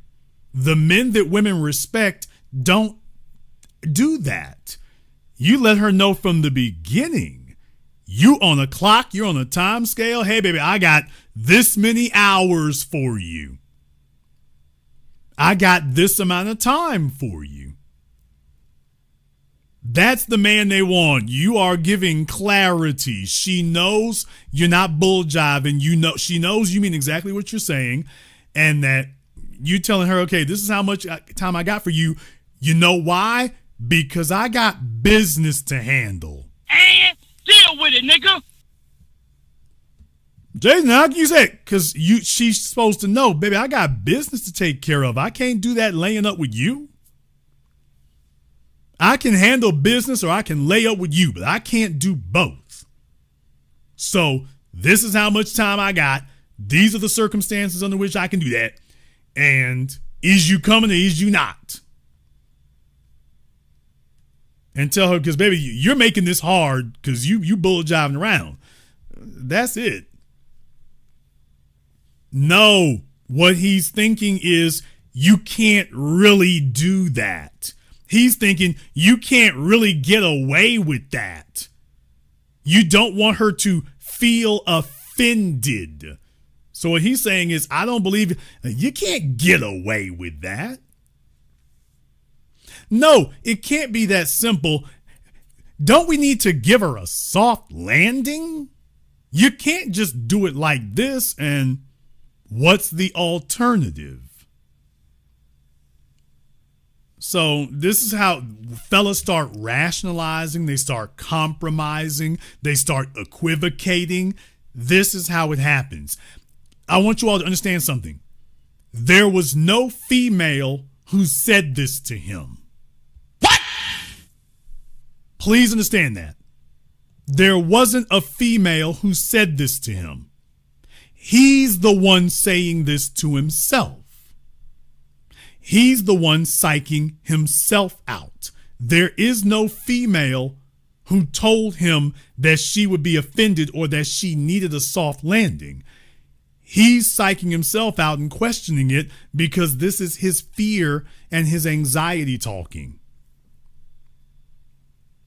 So he's saying that he doesn't think that he can do it. So he's looking for some alternative. Well, is there another way to do it? Maybe we can do a soft landing. I didn't say anything about soft landing. Well, I don't think I can do that. So that's what he really means. I can't do that. Instead of establishing up front what it is, well, he doesn't think he has the value. He doesn't think that the female will look at him and say, I am lucky to have 8 hours of his time, 12 hours of his time, a weekend of his time. I'm lucky to have that. He doesn't think that he's got that much value. And maybe he's right. Damn! Maybe he's correct that he doesn't have that much value. So he's like, well, I got to give her a soft landing. Otherwise, she'll be offended. But if she looks at you and the value is there and she knows you're busy, she's not offended. What's there to be offended by?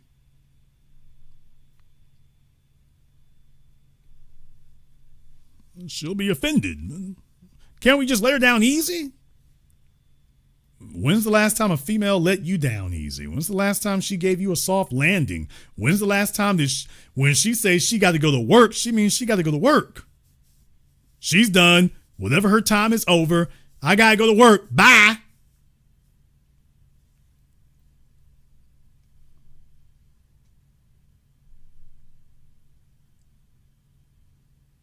When the female ready to go, she's just like, I'm going to work, deuces. The fellas sit around, that might not be good enough. Can I do that? No, can we really get away with that? I don't know. She might get offended. And just understand, they start compromising and diluting it and watering it down. And next thing you know, he's doing the exact opposite. He won't do it at all. Can't do that. Can Chris Brown do it? Can Drake do it? Okay, if they can do it, then females do accept it. Well, I don't think they'll accept it from me. Okay, well, you need to address that issue. But they do it. They do it every night. Hell, it's a Friday. There's a bunch of chicks right now, not one or two. There's a bunch of chicks right now. What do you all my Uber drivers in major American cities, they picking up females all damn night this weekend. So all my Uber people out there, you all can say something in the comments when the video's done. Y'all picking up chicks all in the night. You know when you dropping her off or when you're picking her up from getting flip-flopped. You know when you're doing that. That's not rare. That's what Uber does. Uber is a whole transport service. You know full damn well when you're doing that. So, yeah, they do it all the time. And it's not just Drake or Chris Brown either. So, fellas have to stop psyching themselves out. Or if you ain't got your act together well enough, get your act together well enough. Explain the soft landing. Dude, you letting her in the door, that is the soft landing. The soft landing is that she wants to spend time with you and you actually open the door. That's the soft landing. If you don't think that you're enough, you might be right. You might be right. If you are new here to the business, welcome to the program that all your favorite YouTubers love to hate watch. So click that subscribe button, that notification button. Join us each and every time that we are here. If you haven't been to our Patreon, the link is in the description. We do it every Saturday, 12 noon Central Time. You are more than welcome to join us. Last week. Oh boy, last week. All right. We'll come back to that. In the meantime, I want to thank all of you for tuning in to tonight's program, live or recorded. Thank you for liking, subscribing, and sharing. And this concludes tonight's broadcast of The Business. I am your host, your brother, your humble servant, Mr. Jason Black. And until next time, my brothers and my sisters from around the world, remember, handle your business or your business will handle you.